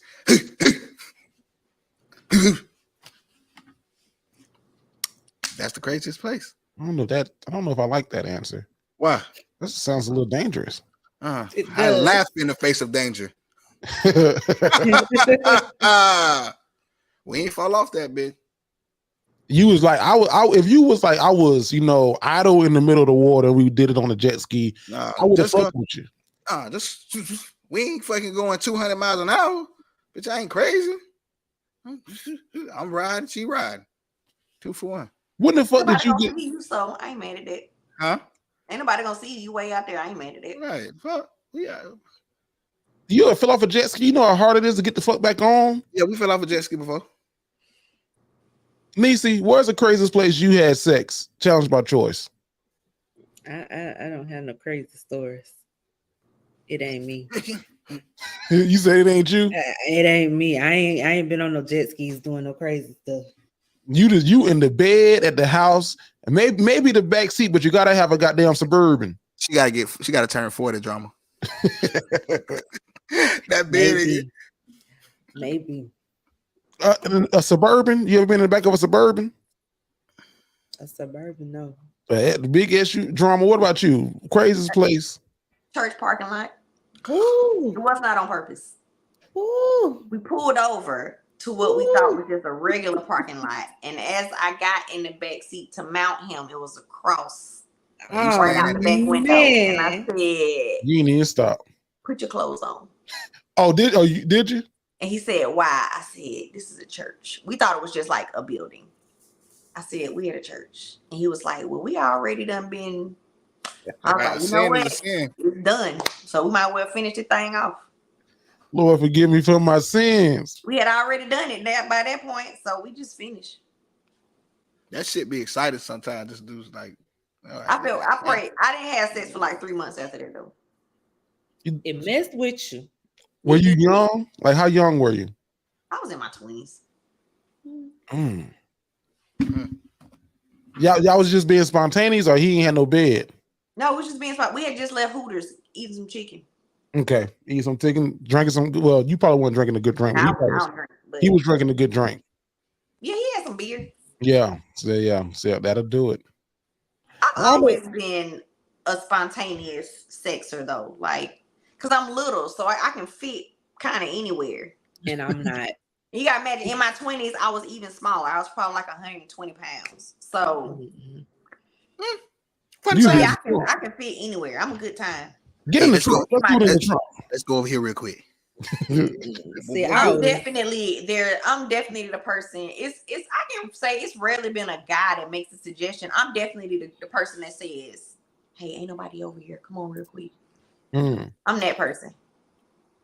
If you my dude though, not with no ring. Like once we done been there, you gonna see me. Not in the middle of the ocean. I would do it in the middle of the ocean. I've done it on the balcony. It don't matter. If you my dude, you my dude. But balcony is not crazy. Balcony is normal. If you die, it's crazy. If you fall. If they off, see you, it's crazy instead of being in the middle of the whole balcony thing just to fail. I want to low key be seen from a distance. Like I want in my mind. That's why I said balcony not crazy, because you kind of like, I wonder if they could see me cross them. I want you to see I'm giving an all-star performance. I don't think I had anything crazy like a church. I think you the top to everybody. It wasn't no perfect. You said, but it happened. It happened. You let go and let God. I wouldn't put it that way. I wouldn't definitely was sinning and fornicating for sure. I wouldn't put him in it no more than I did in that parking lot. You did, okay. No, I never abandoned houses like that. That's probably that sounds like syphilis. You said let me pick houses under construction or houses up for rent. Okay, that sounds better. That's not better. Okay. You're talking about old rotted out termite wood. No movies, elevators. You talking about stairwells? Yeah. Okay, I can deal with the new construction. Yeah, we're not. Yeah, don't say abandoned. Abandoned sounds bad. Okay, abandoned sounds like rabies. That boy was in the trap house. Who that man over there? See, girl, close your eyes. Just keep focusing over here. What you doing over here? Don't even pay attention to these people coming in and out of here.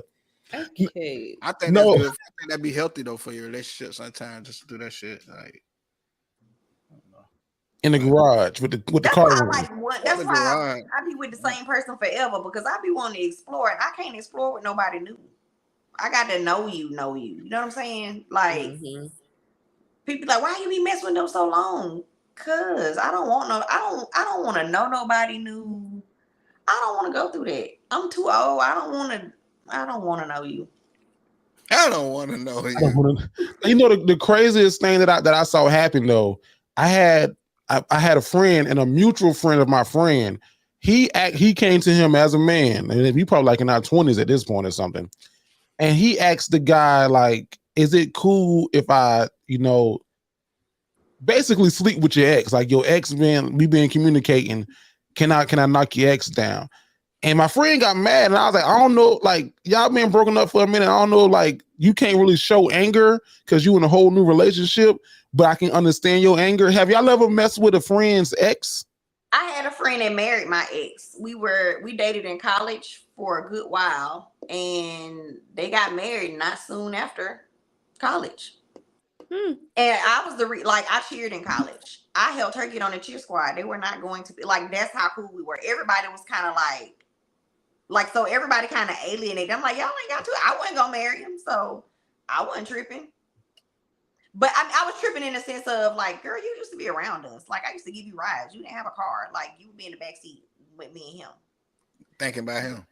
Yeah, like were you looking at my dude the whole time? But I wasn't mad like I'm gonna beat her up. I was just like, you foul. But okay, Vernita hold me. Did you said her name? I did. She be name dropping. I do. Did you get invited to the wedding? Look, I'm gonna go on Facebook. I know what you did last summer. They're not married no more. They're not even together anymore. They had a baby though. You can't be with that kind of damn that karma ain't gonna be good if you do some foul nasty. Yeah. I don't think she thought it was anything wrong with it. She didn't think it was. Was she white, black? No, she's black.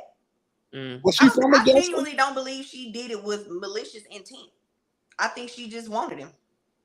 Wow. Like, you know, some people just shady. I don't think she was being shady. I think she genuinely was like, I like him and I want him.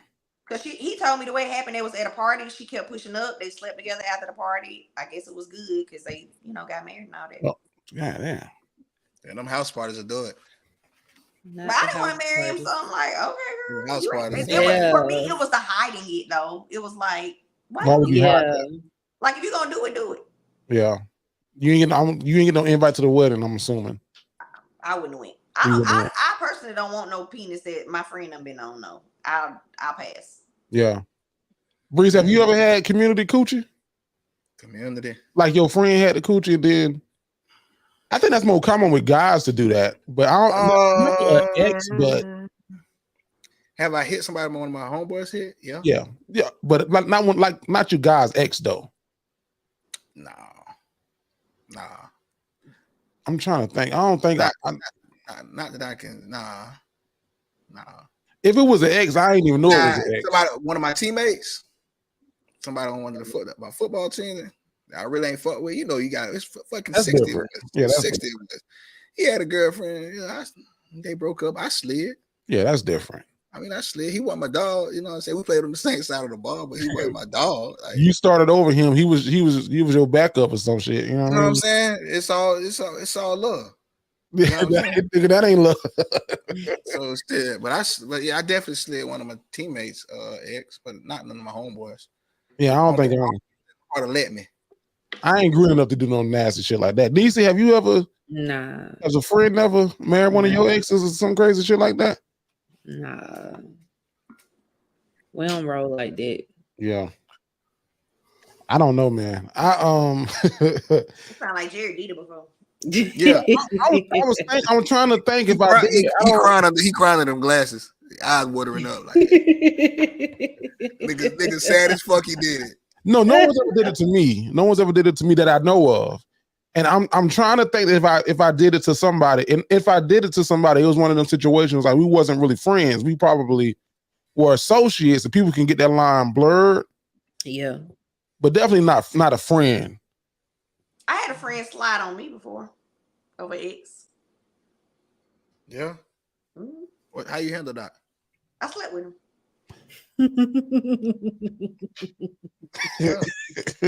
How young were y'all? Challenge by choice. That's what she finna say. This was last week, nigga. I told you, steak dinner. This nigga about to be here this weekend. All right. Remember I said fluid out? Well, girls do that shit though. Anyway, I done had girls that was somebody's cousin, shit, an auntie and a niece, sisters, like girls, like maybe not all y'all, but some of them just be trying to get at you anyway. Like I'm like, damn, like, did you just start feeling like this, or you always wanted to fuck with me for real? Like, yeah. Is it like you trying to get some get back? And sometimes I would think a female be doing that shit for a lick up. Wait, let me clear something up. It's not flued out because I don't want no confusion around him. He just flying to you. Yeah, it's not him. Cause I just thought about something. I don't want nothing like that on him. Okay. It's not him.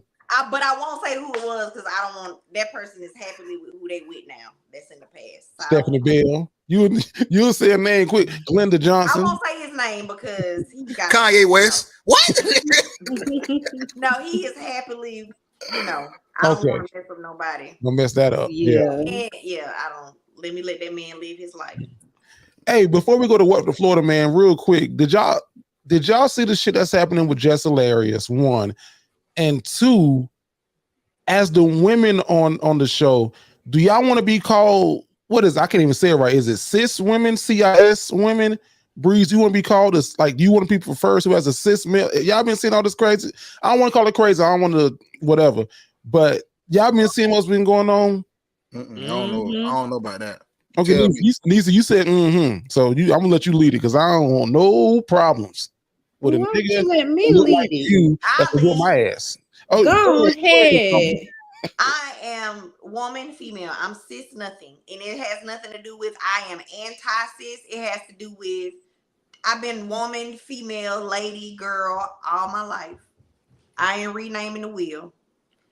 If you want to be trans or whatever, if I agree to call you what you want to be called, if you are a trans woman, I'm going to call you a woman. Whatever you tell me, I have a friend that goes by them and they. I refer to them as them and they. That's what you want to be called. So respect my pronoun. I'm a woman. I'm not a cis woman. I am a woman. That's sufficient for me. Now, if you assume, if you then say, well, are you a trans woman? Are you a natural born woman? Then we can get into that. But I'm not finna. What is a cis woman? What is that? What is all that? What's going on? This just means human female, like born a female, assigned to you at birth female. Yeah. So there's trans women that feel to differentiate the different types of women. Just differentiate yourself, ma'am. Just be a trans woman. I don't need to be a cis woman for you to exist. I can just be woman. And you can just be woman. Because I don't call my friends, people that I know that are trans, I don't say, this is my trans woman friend. You know, this is my friend Celeste or whatever. You know, I'm not, whatever you want to be, that's who you're going to be. I'm not adding no new shit to my name, though. Right. So what happened with Jess Hilarious and in the community? Because I've seen it, but I don't really know. Nothing happened. She spoke her opinion, and people got upset because her opinion was different than theirs. Exactly.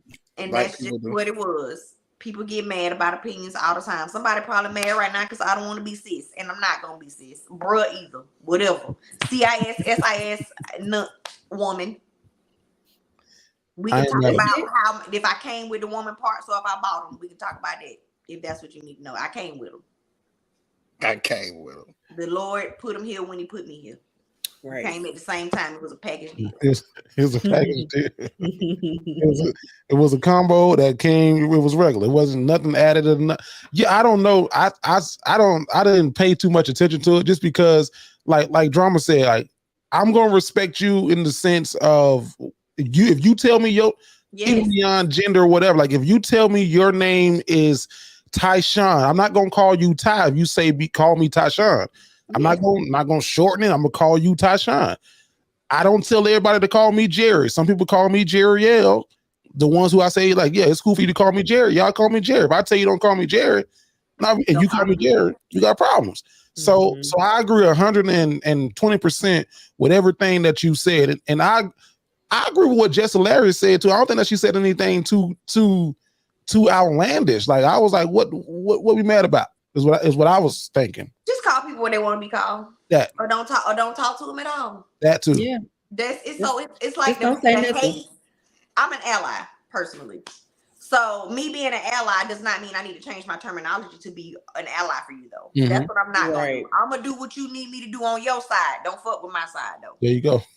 We gon' whatever we need to march about for you, march about that. But I said what the fuck I said about me. Yeah, I'm a woman. If you want to tell your friends this is my cis woman friend Andromeda, cool. But as for when you talking to me, just woman. Yeah. Just like when I'm talking to you, just woman. Mm-hmm. I ain't gonna say trans woman. You just woman. Mm-hmm.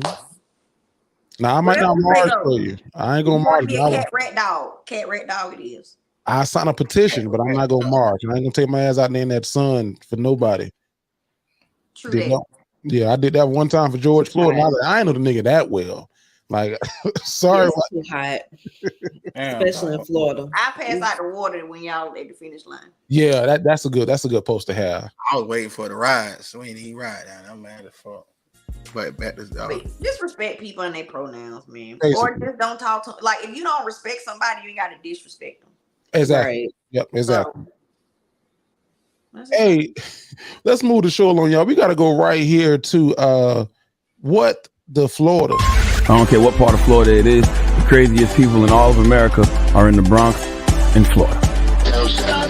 It's distilled. It's just like it's pure. It's 100% pure, uncut Florida fuckery. Yo, it's your boy Jerry the Great Man, and this week in What the Florida, we got a Florida woman has been arrested for leaving her kids in a car at Wendy's. Now, this woman has been living in Baker County, so that's right here by where we at, y'all. I'm not sure if y'all saw this story or not, but her name is Tiffany Dillman, and workers said that she is an employee at the Wendy's. So she was arrested and charged. She's 26 years old with 4 counts of child neglect after they found 4 children left in the hot car outside a restaurant in McClenny on Friday. Now, the mom accused of leaving them was gone, and they left them unattended for at least 20 minutes.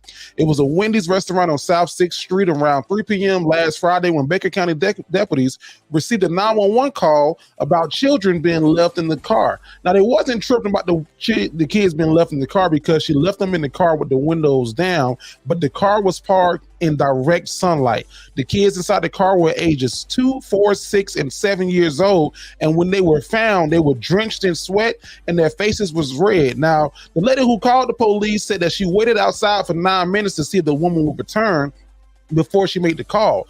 And when the woman came outside, she said that she had stepped into the Wendy's to get the kids some food, maybe a Frosty, and saw that the Wendy's was busy. So she stepped behind the counter to help out. She is being charged, and then she is having her first appearance here soon. Breeze, drama, y'all are parents. What are y'all thoughts?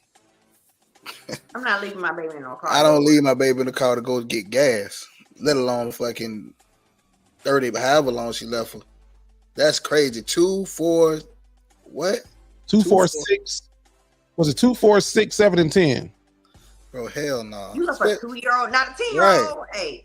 Hey, sit in here while I run it and lock the doors. Right. Especially if it's a boy. Yeah, my son, he 8. Lock the doors. I'm about to run in here real quick. Lock the door and he go the keys. I give him the keys.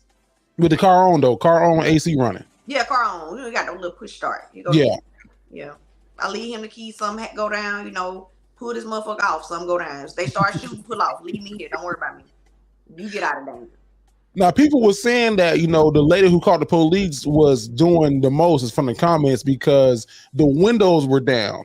And they saying that because the windows were down, the kids. It's still hot. It's summertime. That's true. I'm not disagreeing. It's a 2-year-old. A 10-year-old can't stop a 2-year-old that's on a mission to get out of that car and take off.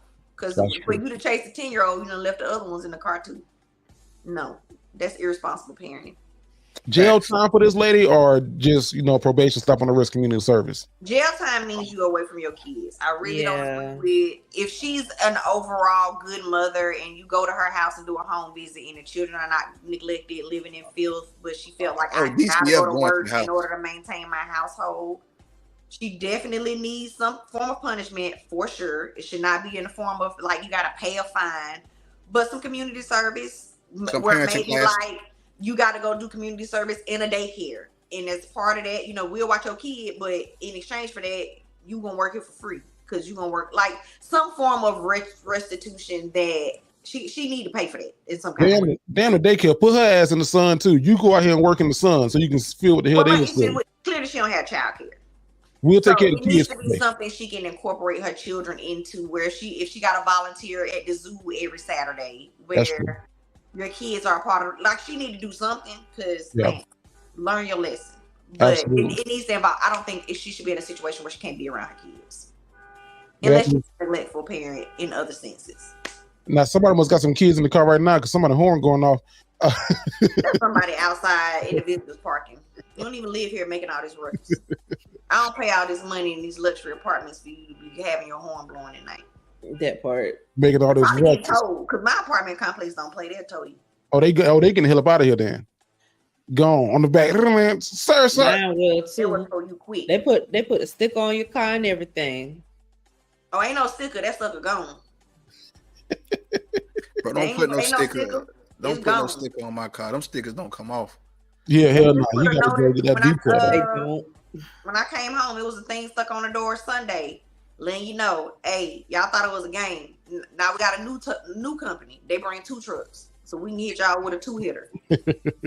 They was letting them know, we getting you up out of here. You better park in that visit parking. You better register your car. Because before you didn't have to register. You just had to make sure you were in visitor parking. Now you got to register your car to park. I ain't mad at that though. I'm glad about it because some people be having too much companies at one time. Too much companies. Listen, don't have no company around drama, and also don't leave your fucking kids in the car, man. That is what. I don't care what part of Florida it is. The craziest people in all of America are in the Bronx in Florida. It's distilled. It's just like it's pure. It's 100% pure, uncut Florida fuckery.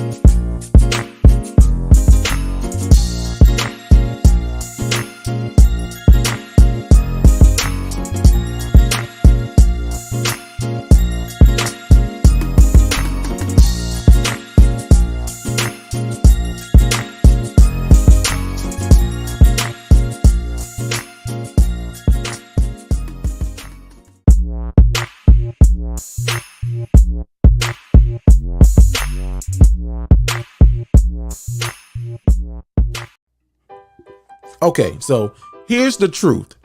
On average, an employer spends about 6 seconds looking at a resume. So you want to make sure that your resume is appealing.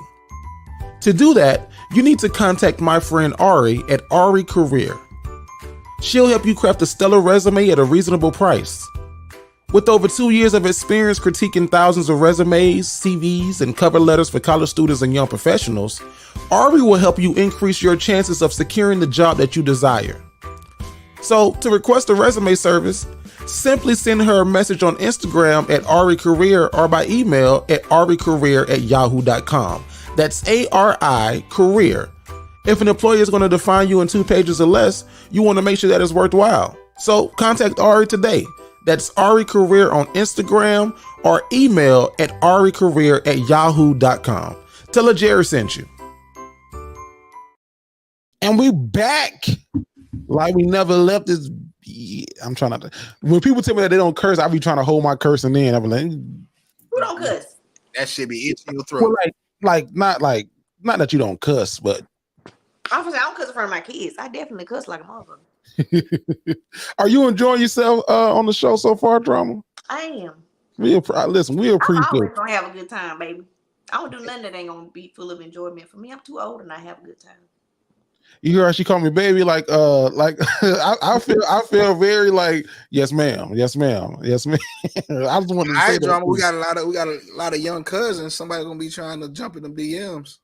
So I date 45 to 55. Let's start there. You don't go younger? No, I don't date younger. I don't want nobody younger than me. What I'm gonna do with you? Because you're 40. 41. Okay. So 39, you like, nah. No. What are we talking for? Damn, that's tough. That's tough as fuck. It's a lot of great men out here that could be. Guess what? Go be great. Go be great. Just not with you. Drama, you 40. Be 40. Go be great. Go be great. Go be great.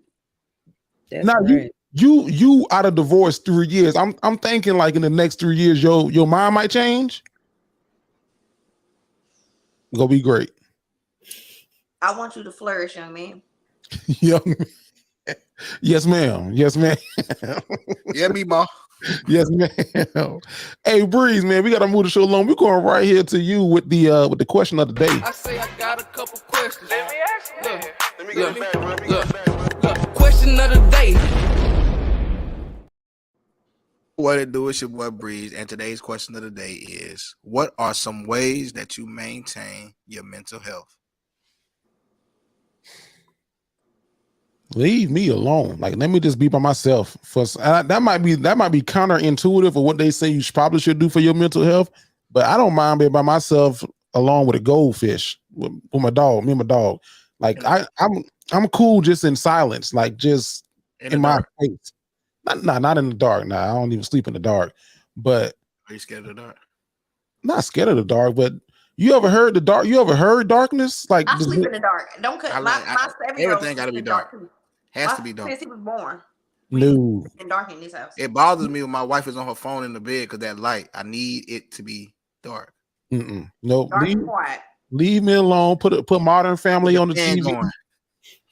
Put Modern Family on TV. Let it play in the background, and I'm fine. I also, for my mental health, I don't know. I talk to myself, like not necessarily out loud, but in my mind, I have full conversations with myself. That helps. And then just having people around me who I know are for me and for what I'm for, that helps my mental health. That's how I keep myself in shape mentally.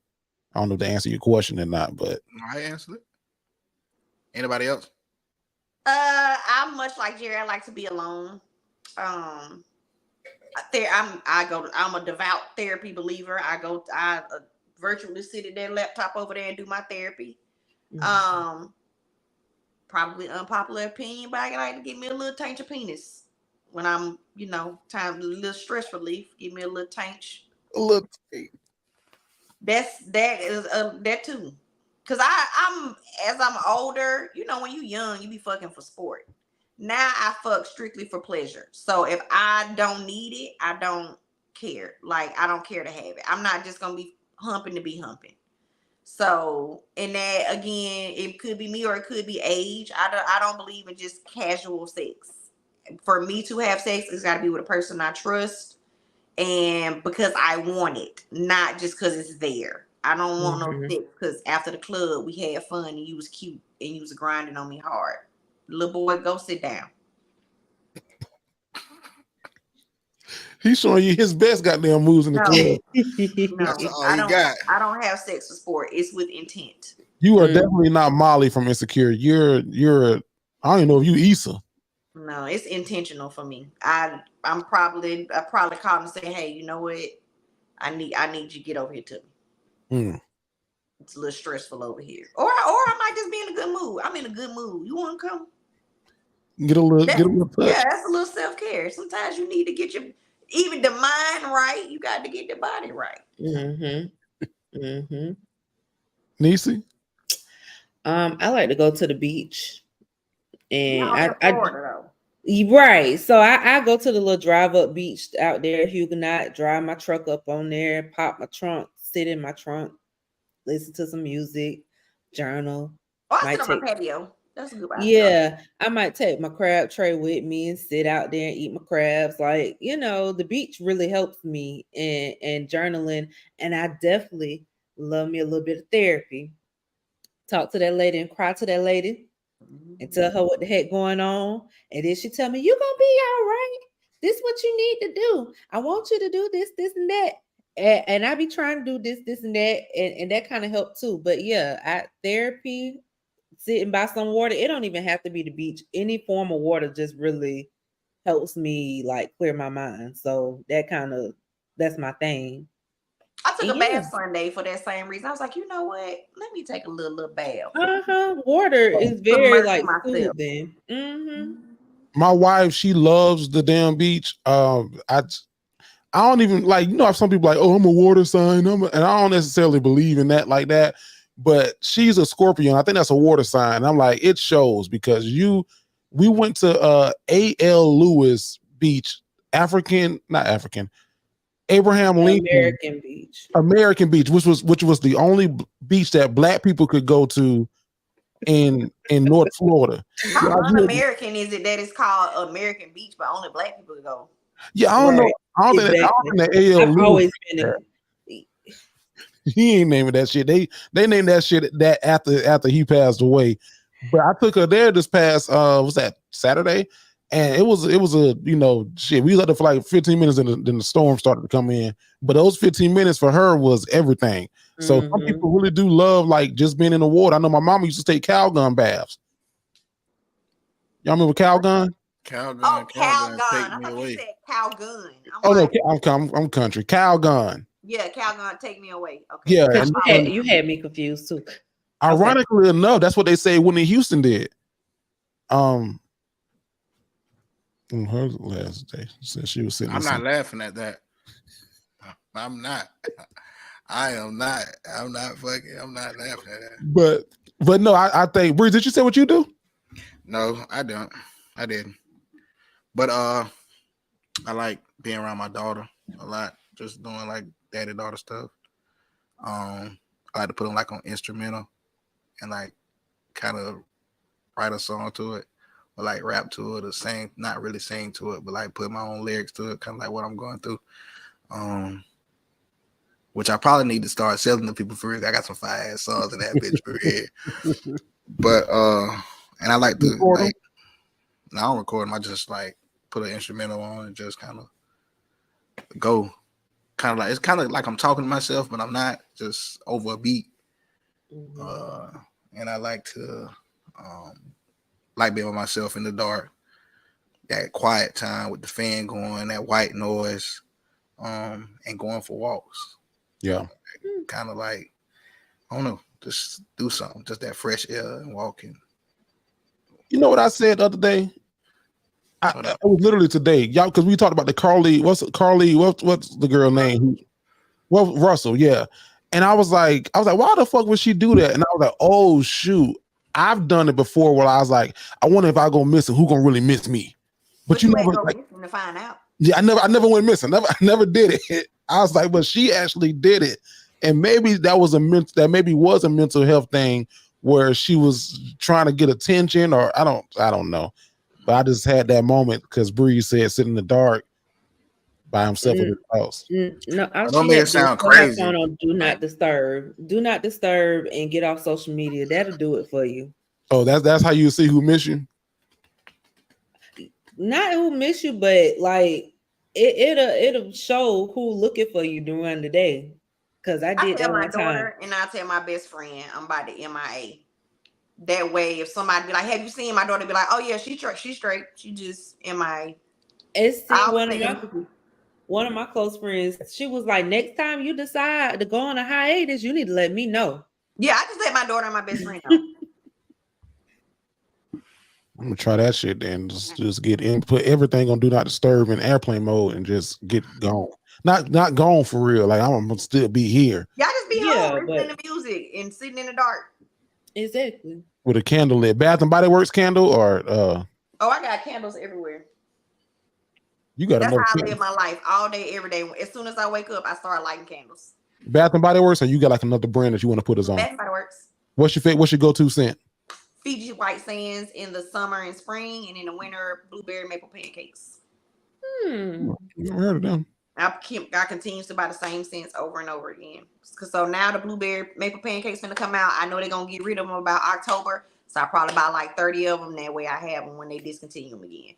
And under my sink right now, I probably got like 30 Fiji white sands because I buy them in bulk. So when they stop, I already got them because I know they. Oh, those ain't year long. Those not like year long candles. No, they just like 3 months out of the year. Seasonal. Yeah. So I fuck with the mahogany teak wood, but I can find that at any time. Yeah, that's too manly for me. Oh. I like it though. It smells like a man. It smells like a man. Fiji white sands smell like the beach. Like it smells like Fiji. Like it smells like you're at the beach on a nice day. I like calming. Like you're in Florida. Yeah, I like calming scents. I take a little fruity. Like I got a couple of strawberry pound cake that sometimes I be like, you know what? I could on some Whitney Houston. Like that strawberry dance. I want to dance with somebody. Yeah, and I like that strawberry pancake because it gets you, you know, feeling good. Or I might get a watermelon lemonade like that with a little Whitney or something, or the Dream Girl soundtrack. You listen to the Breeze. That's my favorite soundtrack. Dream Breeze Girl. loves that goddamn soundtrack. That's my favorite. I made videos to the Dream Girl soundtrack on my page. I love. That's probably my favorite. Yeah. Cool it, Effie. Take the money and run. Oh, they got your black ass too, huh? Listen, you know you're done. I can go further. Where's my goddamn shit? I love that soundtrack. Nigga might listen to that shit when we get out the podcast. Hey, while you playing, I'm definitely move. Right. Step into the bedside. Ooh, ooh, ooh. Hey, Jamie. All right, don't get me started. I might watch that bitch. Now y'all playing. Mean ride. That's my side. Oh, I love that. Oh my God. Smile I had is gone away. Don't step in the gonna pay. What about Jimmy got soul? All right, let me close my segment. It ain't a skip on that soundtrack. Nah, not one. Not a one. Breeze, call your segment, man. So we finna say this whole goddamn. All right.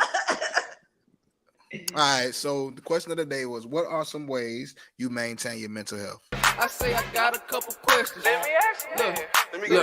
Look. Question of the day. Hey, before we get into Love 'Em or Leave 'Em drama, I got one question for you as a fellow comedian. I was talking with my guy Bobby. He's a comedian here in Jacksonville, and we were talking about joke writing. And just real quick, how often do you write a new joke? And what's your process for writing jokes? So sometimes I write every day, and writing for me, like I might not write a whole joke. Like I might, how we were sitting here talking about Dream Girls, I might write something like write down, move right out of my life, and then get a concept in my head and build around it. But that's all I wrote. I just jot down a lot of ideas a lot.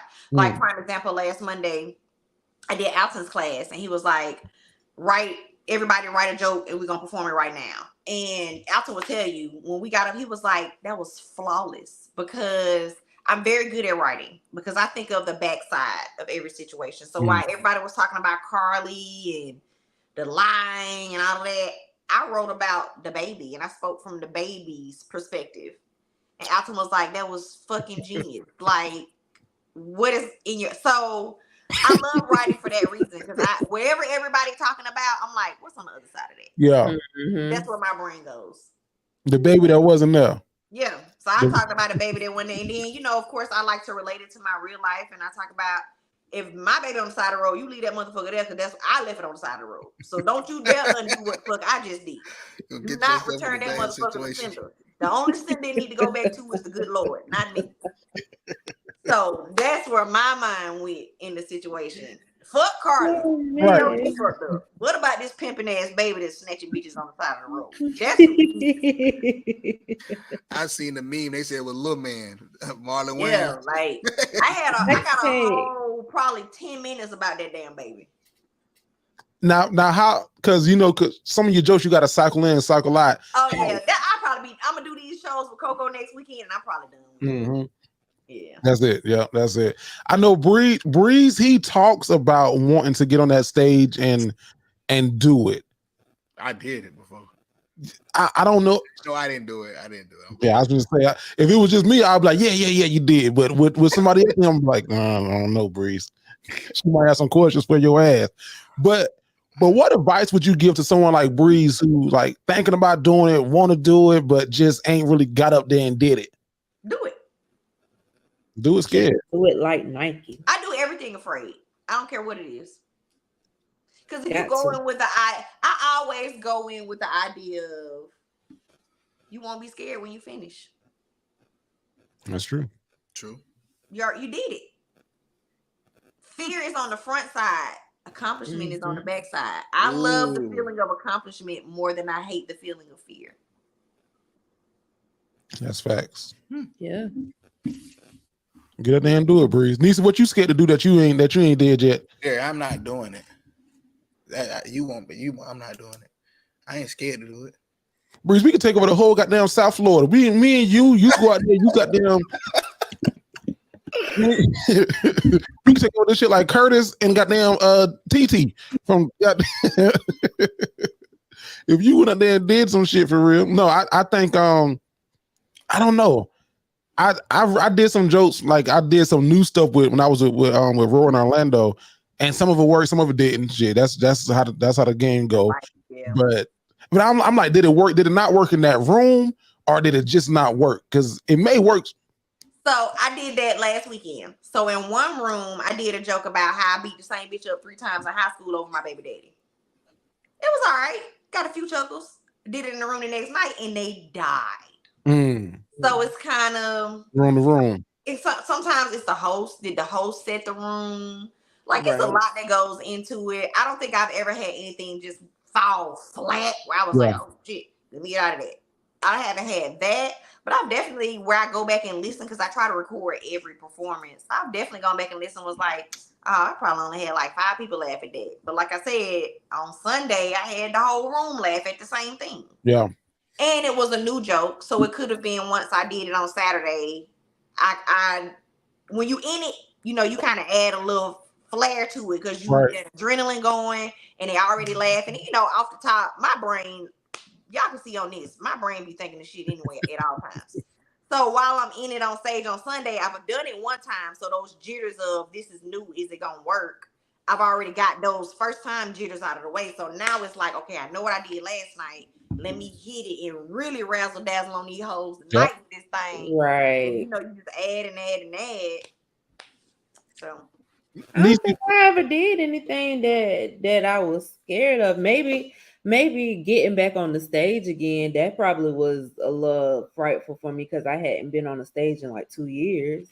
So as a model? No, that never scares me. I'm ready to rip every runway. Okay, yeah, I can do that. Look, just give me some shoes and some clothes. I will get up. Y'all can call the audience up, and it'll be me. I'm gonna get up there and I'm gonna walk the runway.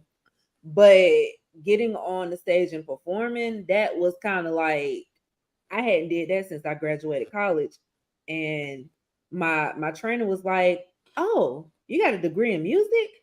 You should come audition." And I'm like, I don't know about that. Like, I ain't did that in a minute. You sure you want me? And like, I was trying to talk myself out of it, and they kept trying to talk me into it. And I was like, well, what the heck? Let me just do it. Right. And I auditioned. I got the part. And yeah, I enjoyed myself. It felt good being on the stage again. That encouragement is important. Like, as long as I got one person in my corner, and it's I talk to my wife all the time, but it's typically my wife. My wife is my biggest cheerleader, goddamn it. Mm-hmm. I did 5 minutes at my mama's birthday party. Wasn't even supposed to, but just like, I don't know, like something about them laughs or just that immediate reaction. Like, I'm not sure what it's like if you're singing. Like, I'm not sure if it's people standing up or they throwing their shoes at the stage when you singing. Like, girl, you singing that shit. But it's something about that immediate reaction when you are a live performer, whether it be comedy, acting, modeling, whatever. Like that immediate. I was supposed to say, "Mama, we love you. Happy 60th." Nigga, I did 5 fucking minutes on everybody in the room. just went. I was like, I got a microphone. You can't give me a microphone and not expect me to say nothing. See, I struggle with imposter syndrome really bad. So, prime example, I did the Guantanamo Bay. I went over there with Steve White and Daniel Dugar. And I remember I called my best friend like 2 days before, and I was like, yo, I don't know. She was like, you don't know what? And I was like, I don't know if I should be here. Like, I've been doing comedy 3 years, and I've done this with 50 Cent. I've done this with Bill. I've done this with Ali. I'm doing all this stuff. And I was like, how? Like, why am I able to do this? She was like, bitch, she said, and this is 2 degrees, owns a nonprofit, 2-time author. Like, she was like, bitch, are you crazy? Like, that's what she said to me. And we don't talk to each other like that. But it pissed her off because she was like, I watched you on that stage. I have watched you rock. And she's not a comedy fan. She was like, you're the reason I love stand-up. Like, you're the reason I go to shows now. She was like, you're not going to do this on this phone. She was like, I don't care who, because I was like, people that have been doing this 10, 15, 20 years that have never been international. And now me 3 years in, she was like, so you where you supposed to be at? And you not going to sit here and act like you're not supposed to be there, because if you weren't, you wouldn't. You were in Atlanta. Sitting in, she was like, no, I'm not going to let you do this. She was like, I let you vent about a lot of stuff, but I'm not.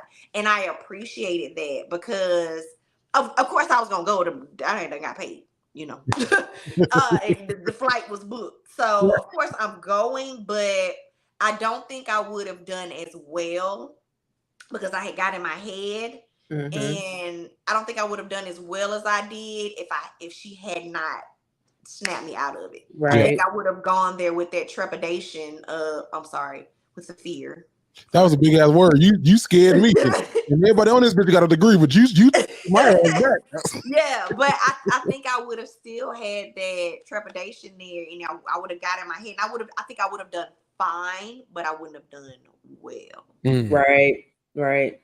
Yeah, that immediate, like somebody saying that was it. That's when I was like, okay, cool. Like, maybe I can do this. And then them same people invited me to sing and paid me like a couple months later. And I was like, okay, well, maybe I self-doubted. Like, I got in my head, and I do that. I'm real bad at it. But my mama always say, favor ain't fair. Favor ain't fair. Favor ain't fair. And if you good at what you good at, you good at what you good at. And you know what I think? Before we go to we go right here to you, Niece, love him or leave him. I think that everybody needs a friend like Charlemagne the God has in his corner. And what he said his friend was, whenever he starts talking down about himself, like, man, I don't know. He says his friend says, hey, whoever that is in your head, like, stop talking to my friend that way. Don't talk to my friend that negatively. My friend is a beast. My friend is amazing. To speak that positivity into you. We all need it in our corner. Breeze, I'm sure that you have it. I know that you've also been that for a lot of people. True. So if you ain't got that person in your corner, go find that person. And if you looking around your circle and ain't nobody in your circle like that, reevaluate your goddamn circle. That's why I got rid of my ex-husband. That's and get that square up out my circle. Hey. I ain't mad at it. Niecy, what's going on this week, dog, in Love Them and or Leave Them? All right, y'all. It's your girl, Niecy Ray, and this is Love 'Em or Leave 'Em, where you write into us and we give you advice on whatever situation you may have, whether it's friendships, relationships, situationships, and you send those letters in to jtgentertainment.com, and we sort through and figure out who we're going to help this week. All right, y'all. So our first Love 'Em or Leave 'Em story is, how was I supposed to know? Denver, Colorado. What's good, cousins? I'm 34, mixed race, Black and Italian, and I've been dating this woman for the past couple of weeks. We met through mutual friends at a game night, and by the end of the night, we exchanged numbers. She's 30, has a good head on her shoulders, has a great job, beautiful. No cap, she's the woman I've been dreaming about. We went on a few dates and had our first kiss maybe 2 weeks ago. We've been taking things slow, and I'm not mad at that. I'm a chef by trade, and when she found out, she told me that she wanted me to cook for her. Last week was her first time coming to my place, and I wanted to surprise her with a romantic dinner, flowers, wine. Y'all know where I'm going. The night was set up perfect, and she and I were enjoying ourselves. We made it from the couch to the bedroom and were beginning to get intimate when her stomach made one of the loudest sounds I've ever heard. And then I smelled something that I can't even explain. She had shitted on herself. She ran out of my house so fast she left her purse. I haven't talked to her since then because she hasn't answered my calls or returned text messages. I'm not sure if it was the turmeric I used to season the food or if she was lactose in the dessert I made ran through her. But it was something, and now she's too embarrassed to face me or even pick up her purse. I like this woman and I want to let her know that it's okay. I'm not judging. What would y'all do? Signed, don't let that shit get in the way. Oh, child. Well, she didn't answer the phone, so I mean, she left her purse. That's a problem. You got all her personal shit, and she don't. But I can see how that's embarrassing, because I'd be embarrassed too. And I mean, I probably would talk to you for a couple weeks. When the last time you talked to this girl that night? How long has it been?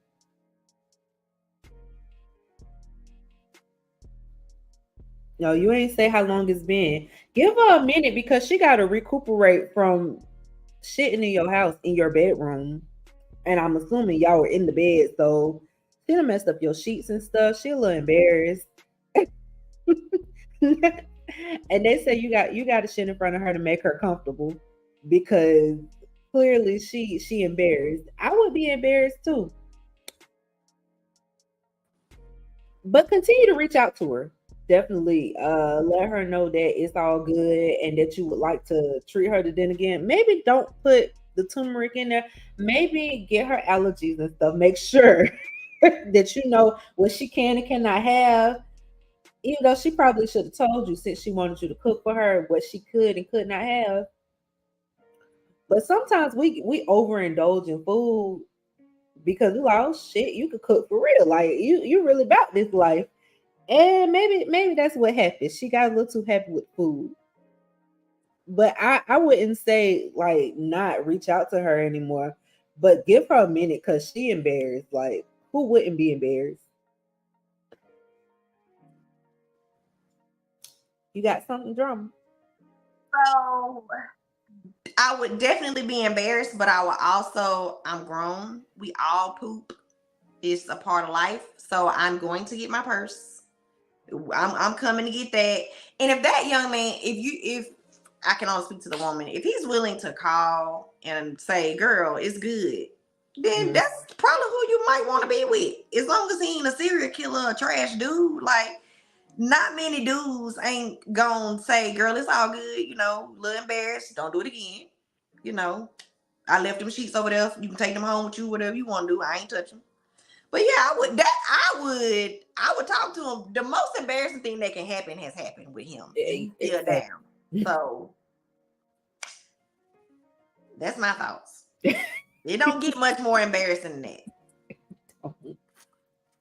I talked to a girl before and she didn't shit on herself, but her period started and she was so embarrassed.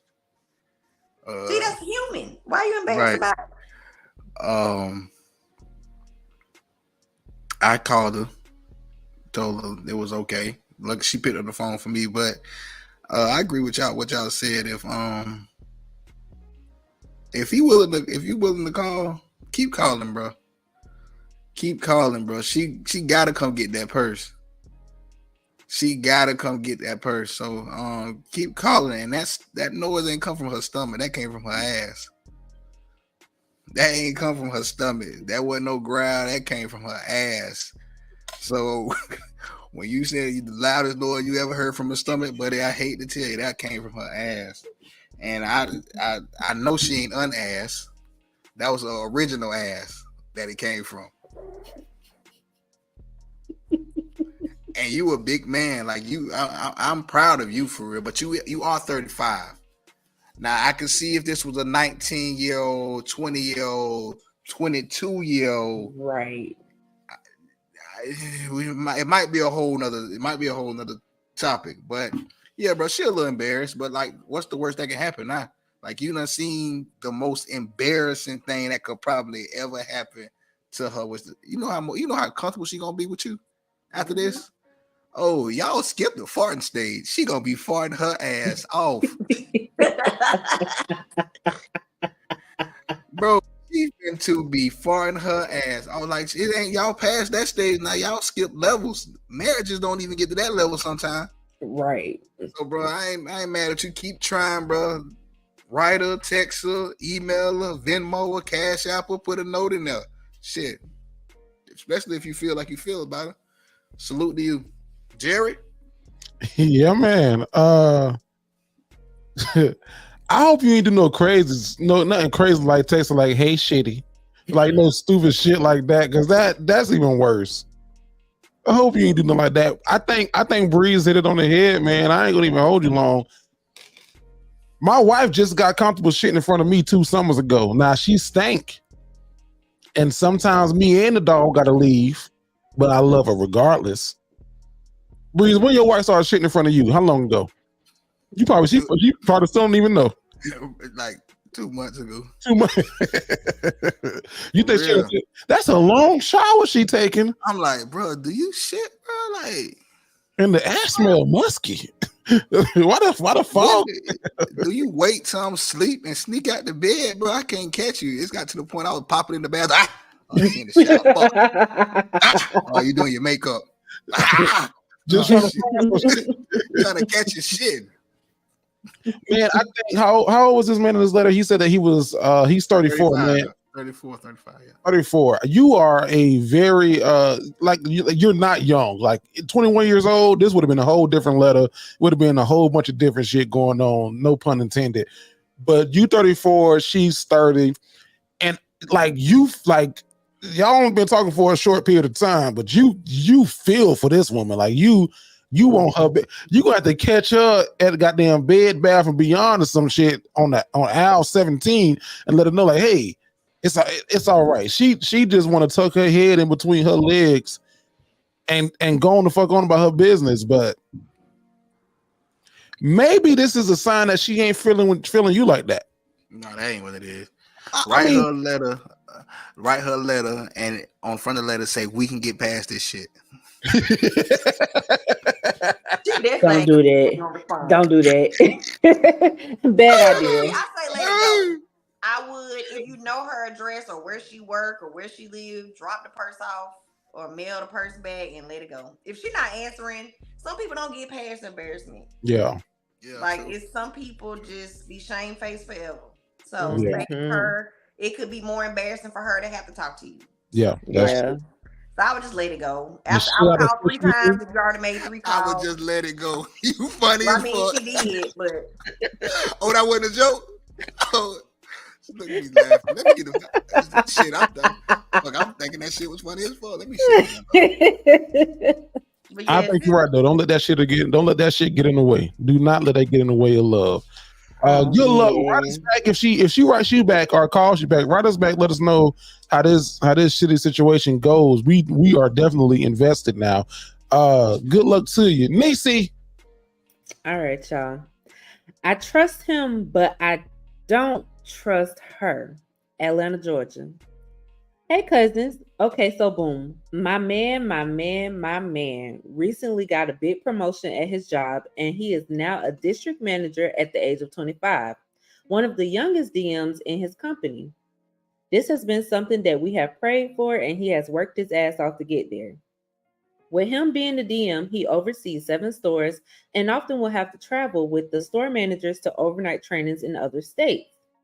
My only issue is that now his ex will be traveling with him because she is a store manager. That's how they met 8 years ago. They only broke up about 2 years ago, and me and him have been together for close to a year.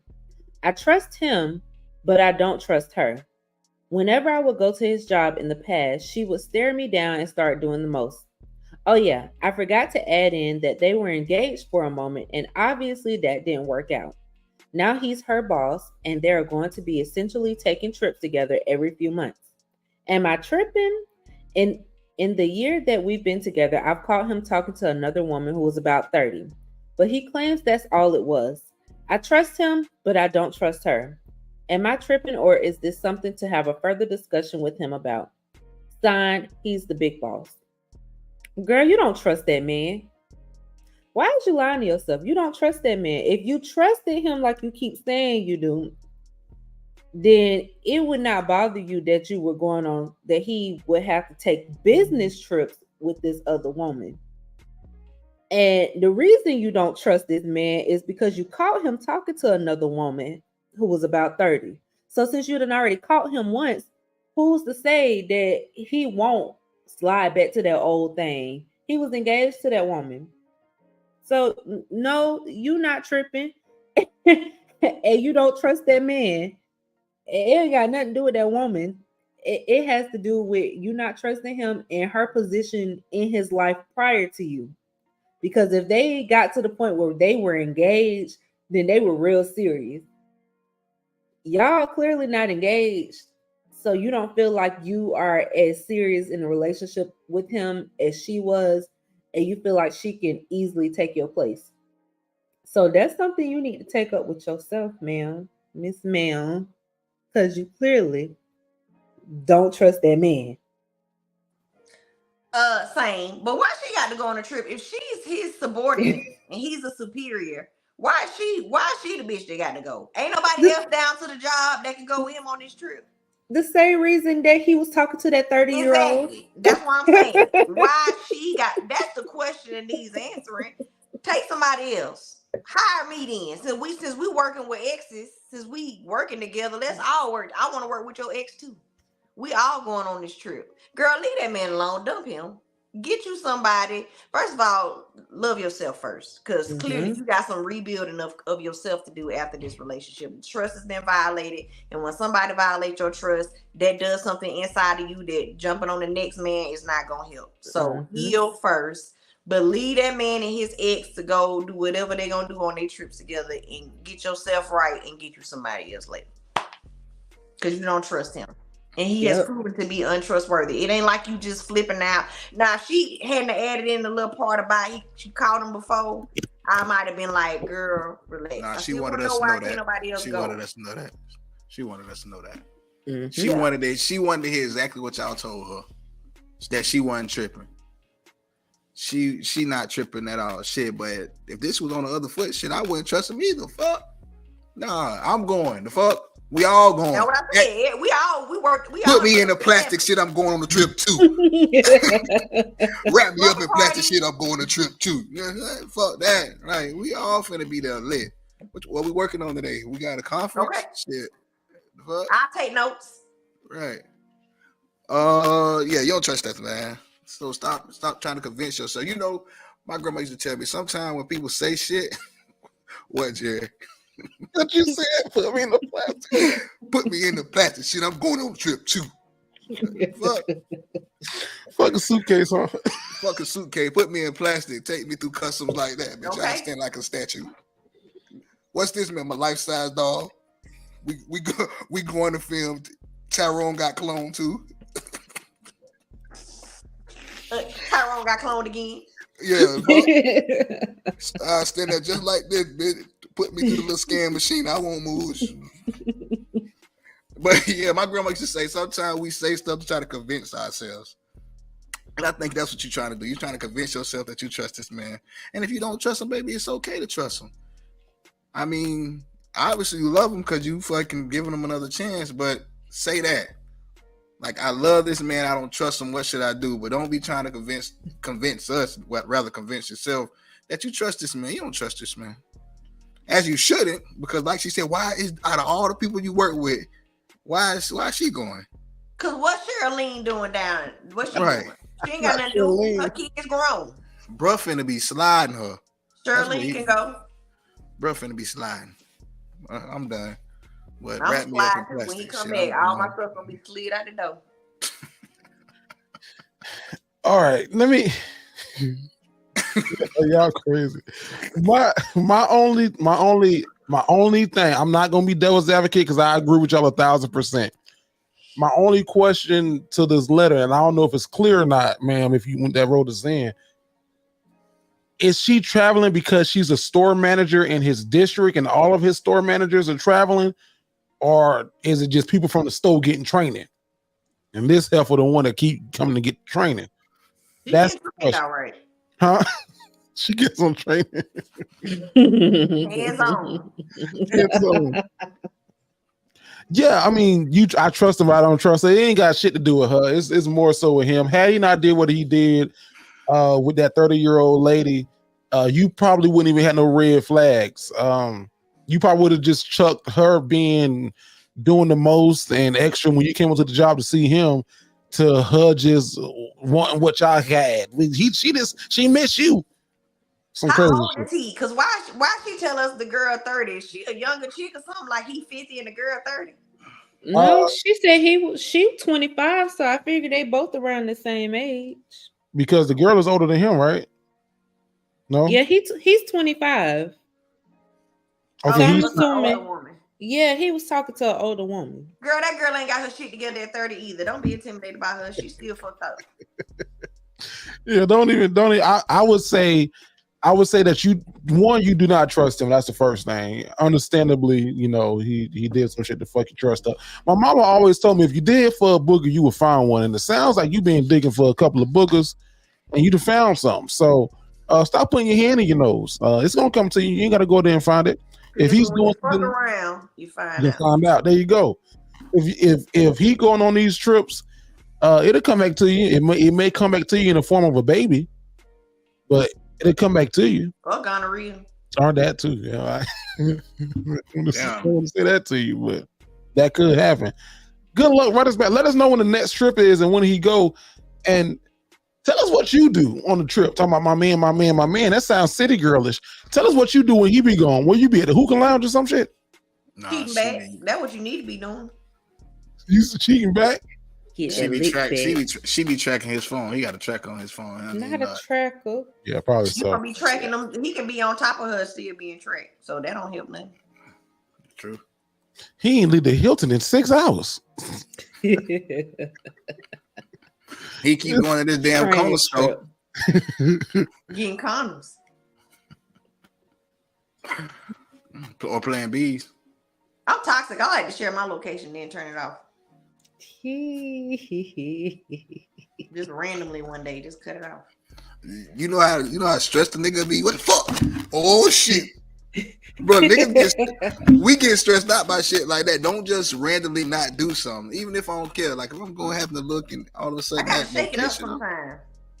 Oh, now I got to get in my car and ride around Jacksonville to see. That's how I know you love me. When you get in your car. What the fuck you doing? You turn my location on, baby. I'm at work. Oh shit. Yeah, you are. All right, I'm going back to the house. Oh yeah, it is 2 o'clock. Oh shit. Where your phone at? Who got your phone? It's dead. Oh shit. Okay. All right. Not it's dead. Nah. What you saying with that? Before I close, I'm gonna say this because this something that's like psychological. Our first thing that we learn is trust and mistrust, and you learn trust from your parents, whether they nurture you properly or you get neglected. So I feel like it carries over into adulthood too. So like he done already broke the trust. That's the first stage of the 8 stages of Erickson's theory. So he done already messed it up. The mistrust is there and you ain't got it no more. So it's that's the man with the theories. That's the man with the 8 stages of the theory. There you go. You got me, Breeze. But yeah, girl, let it go. And tell us how that happens. Tell us what happens afterwards, because we know then we like to know the extra parts of the story. So write us back to jtgentertainment.com. Send that little letter in. Make sure you put whatever title you got on this one, put it again and say, here's an update. So we know it's talking about you. And again, anybody who have any problems in their relationships, situationships, friendships, school, work, whatever you got going on, send it to us. We're going to try to help you the best way we can. And again, jtgentertainment.com is where you will send that to. Send it right there. Don't you go nowhere else but to jtgentertainment.com. Don't put the fucking in there. Don't do that. jtgentertainment.com. So some people push on doors that say pull and will put the fucking in, like I can't get to the web page because you Breeze.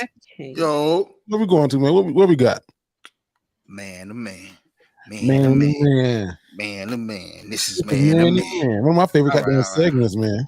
All right, so this week on Man to Man, I got a couple questions for y'all fellas. I'm gonna start it off since we've been on this topic a little bit. Breast or butt? Which one, Jerry? I like booty. Yeah, you can lay on breast too, but you can really lay on booty. You can hug the booty. You can caress the booty. You can slap the booty. Slap a woman's titty. Some women like that, but slap some titties if you want to, and they ain't into that shit.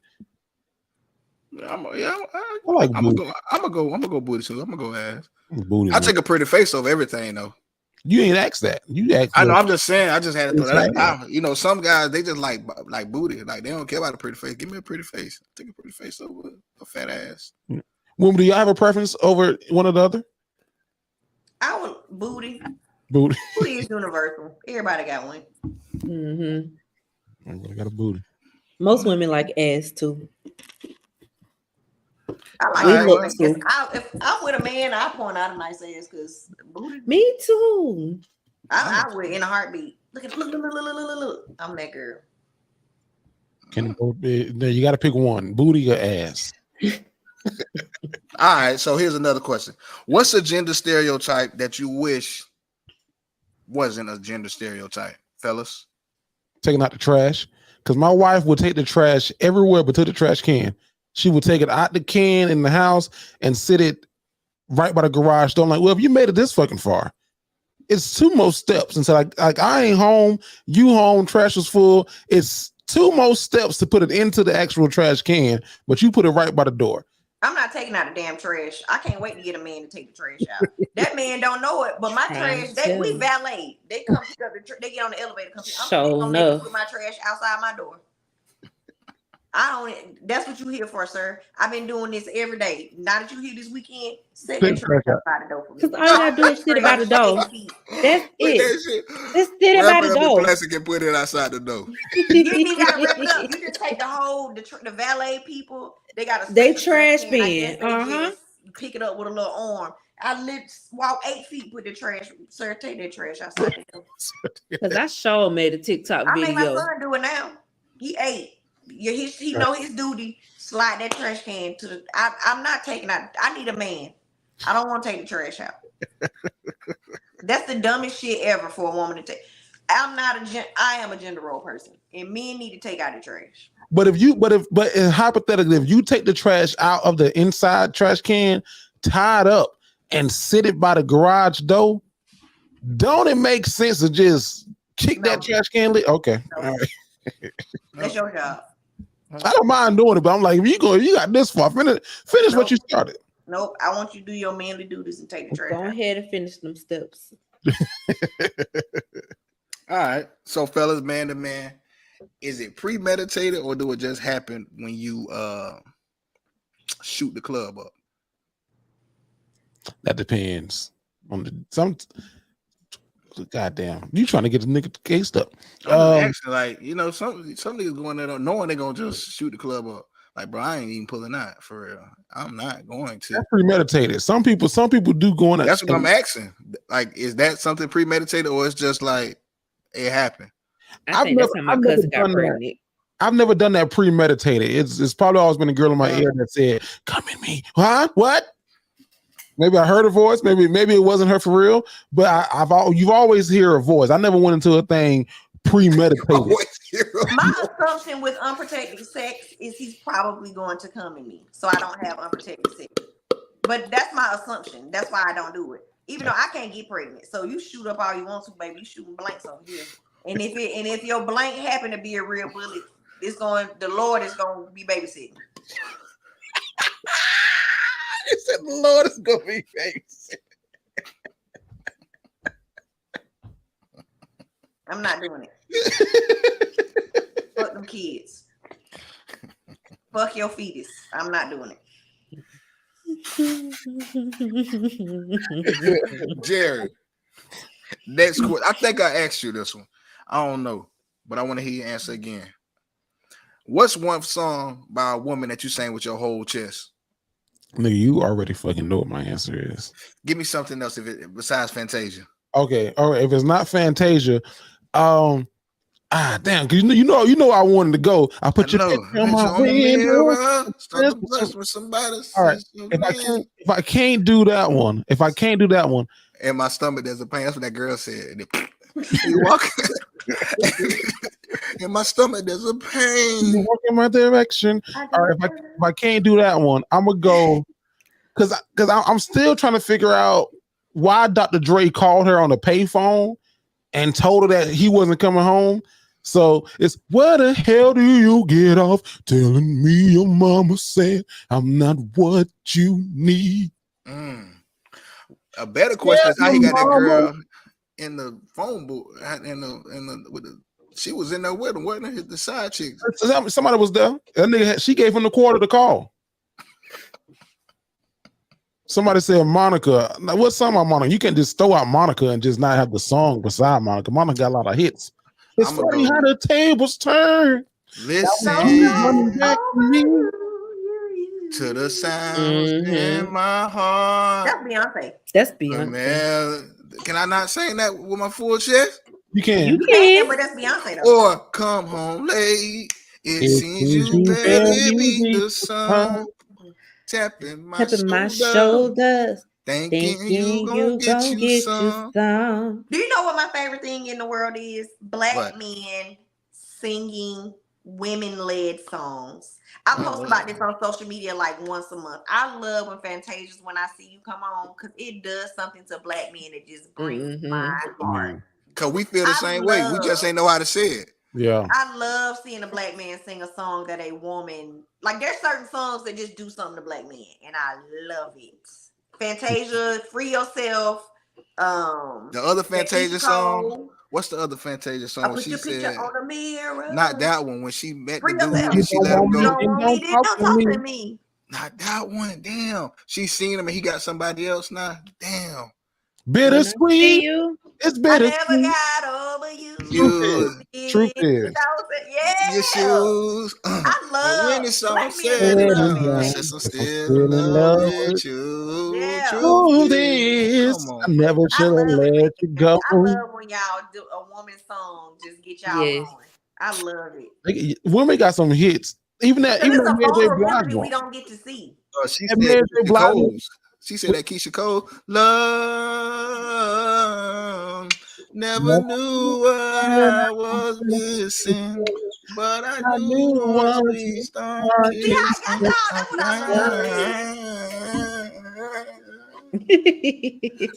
But she wrong. But y'all finna have me up all night between Dream Girls and this. That's why I follow 21 Savage because he be singing, and I just love seeing how happy he just be free, man. I love that for y'all. I love that for y'all. So empty, my heart, my soul can't go on. That's the only time y'all don't say no homo. Is when like a song like that come on. She say, honestly, no homo to death. Listen, boy, I'm around it. Sometimes I have to talk with my mouth too slick. Baby, why you treat me? Come on, man. Monica said to that nigga, I didn't ask to go with you to Mexico. I really didn't. I didn't. In LA, America. Boy, if you didn't know it. Then now you know. Yeah. Ashanti foolish. Ashanti foolish. All right. Yeah. All right. Don't get me Foolish started. to me was my favorite one. I mean, Foolish. When she got her head back. When she got her head back on her shoulder.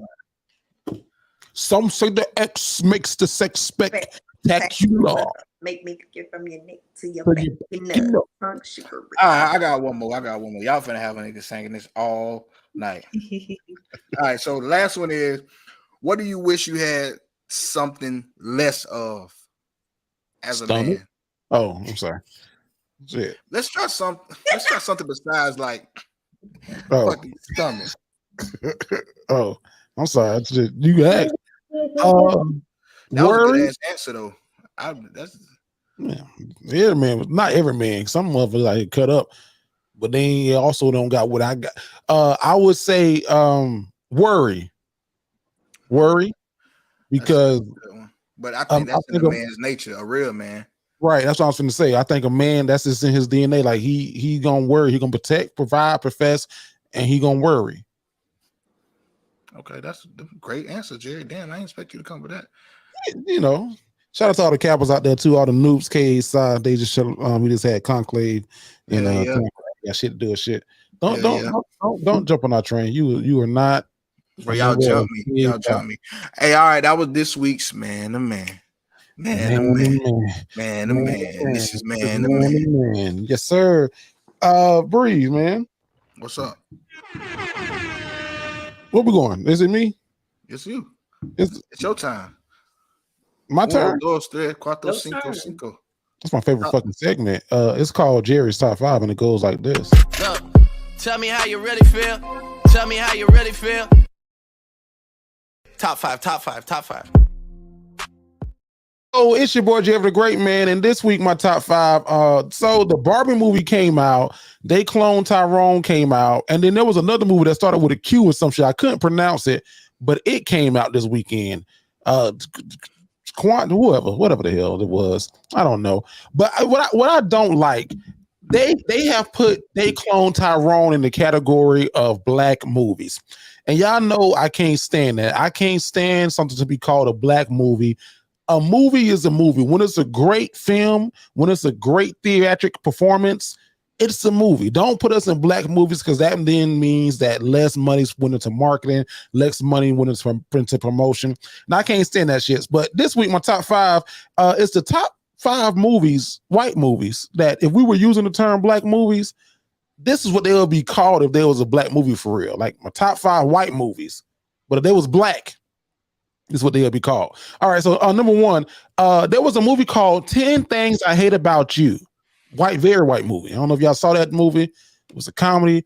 10 Things I Hate About You. Now, if it was black, if that was a black movie, it would be called, and that's why I don't fuck with your ass right now. I think so. Okay. So, number 2, Vanilla Sky. I think that's Tom Cruise in that movie. Very white movie. Very white, but it's a good movie. White movie, but good. If it was black, I think it would be called Butter Pecan Sky. Butter Pecan Sky. And Butter Pecan Sky sound like a better name. The Day After Tomorrow. White movie. Very white movie. Had it been a black movie, it would have been called Day Before Yesterday. Day Before Yesterday. And then they got a movie. It's called Liar Liar. It was starring Jim Carrey. Great film. I watched it. Cap. Cap. Today would be called Cap, but back in the day, because we couldn't say liar growing up, we couldn't say telling a lie. It would have been you telling the story. Could have been liar. And then my last one, The Karate Kid. Now that's a very white movie. I know that the Smiths redid it, The Karate Kid, but I know a guy, and every person I know with this name can fight really good, and he will pass this on to his kids. So instead of The Karate Kid, it'll be called Reggie's Son, because every Reggie can fight really well. Technically, we got a black version of that. We got The Last Dragon. You right. You are 1,000% right. When that nigga said came up glowing and shit, I said, "Oh shit, this nigga's glowing." Who's the master? My top 5 white movies that if they were black, that would be the name of them. That's just my top 5 this week. Look, tell me how you really feel. Tell me how you really feel. Top 5.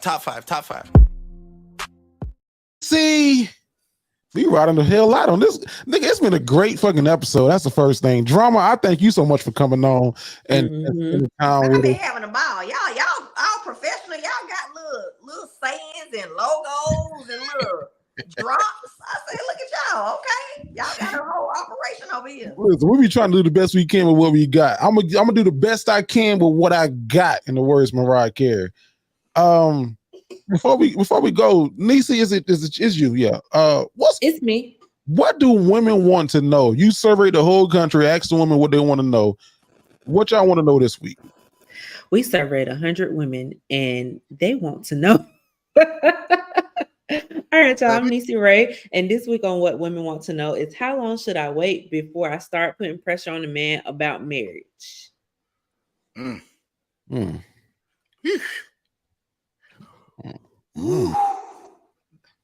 They smoking up in here. That's a good question. I don't know. I have to go through that. Right. I mean, once it start being 5, 6, 7, 8, 9 years later, then you got a problem. If you don't know about a second, third, fourth year, then you got an issue. What's the drama looking at you? What? I think you know when you know. I don't think it take that long. My issue is you starting at 5 as the minimum, sir.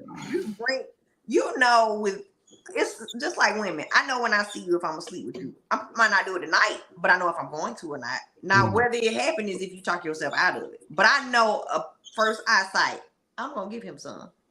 It's up to you if you actually get it. That nigga getting some coochie. Yeah, now if you talk yourself out of it, that's on you. But this decision was made from the beginning. So same thing with a man. Once you've been with a girl, I agree. Like, I say 3-4 months, like if the relationship, you feel like this is a good place to be in. 6, 7, 8 months, if you could potentially marry her. In a year, if you will or not. So that's when she should start pressuring him? She should never pressure him. Because if I got to pressure you, it's because you don't want it. Right. I should bring it up. And if a conversation comes from bringing it up, that means you've been thinking about it too, or at least it's planted. Once the seed is planted and the conversation is had, I'm done talking about it. Right. You got about a year to shit to get off the pot. No pun intended, young lady who shit. With the letter. I know some females who be like doing that shit though, like pressuring, like. Your man don't want to marry you. What you doing? He texts what you doing. She's saying, "Oh, I'm looking at rings, wedding rings." Like, what the fuck? Like, what are you talking about? Like, what the fuck you looking at wedding rings for? I think that's weird as fuck. I think it's weird. Pressure is weird. It is weird. And I put a little bit of pressure on you. Exactly. It's a yes or no question. There should be no pressuring about it. I think if yes or no, what though? A man naturally brings up if he want to marry you, though. He gonna tell you if you want to marry. It's no he'll speak of you in future terms. If a man is saying what you want to do today, and not, I think this summer we should go on a trip. He don't think of you in the future. If he only speaking of this week, that's all he see right now. A man that want to marry you, he ain't even. You will know because he ain't got to bring up marriage. He's gonna say, "Hey, babe, next summer we're gonna go on a cruise." Yeah. In the future. Right. Exactly. That's why I never believed in that whole pressuring thing, because that future talk says a lot. But I know women who pressured in like, if you don't marry me, it's over. Them shits don't work out. So my not that my wife definitely did not pressure me. I definitely put pressure on her because my wife was very by like, we're not supposed to live together, not until married or at least engaged. And I was like, we need to, I don't know if most men think like this or most people think like this, but I'm like, I need to live with you. I need a trial to see how the fuck going on. Right. Yeah.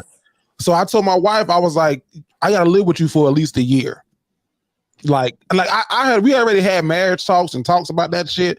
And she knew that she was the one. Hell, I knew that I was the one. But like, nigga, we gotta stay together to see if we really like it. Like, can we wake up in the same bed each morning and not want to? Are your hands around my neck? What you doing? Get your hands off me. So I think as we got closer to the end of that year and I hadn't did it yet, my wife was kind of like, all right, just so you know, like, we're gonna be together, but I'm moving out. Like, I gotta go get my own place. Like, I'm not gonna stay here. Like, I gave you your year, what you wanted to see. And if you don't know after this year, then nigga, I'm gonna get my own place at Eureka Gardens, and you figured like we can figure it out from there. Well, you ain't gonna go. You ain't coming to that bed. One way in, one way out. So So I appreciated that because one, she stuck to her guns, but she also was flexible with me in the sense of like, I gotta stay with you. But I don't think that a pressure is never women. Don't put pressure on men. Men already got a lot of pressure to deal with on a day-to-day basis. You don't need to add none to it. So if you want this man about, well, when you gonna propose? When you gonna you said you like me like you said you did, man, he don't want that for real. I'm with Jerry though, live together. Cause I will say this. After being married, living with somebody taught me that I don't want to live with nobody. Even as my spouse. I will never again. I don't want to be married again. I say that now. You never know. I might meet some nigga that just blow me away. But I know I don't want to live together. That I'm not cut out for it. You got to be 45 plus though. 45, 55. I'm not cut out. We can live next door. Not next I'm not. I don't want nobody. Hey, baby, I came to borrow some pussy.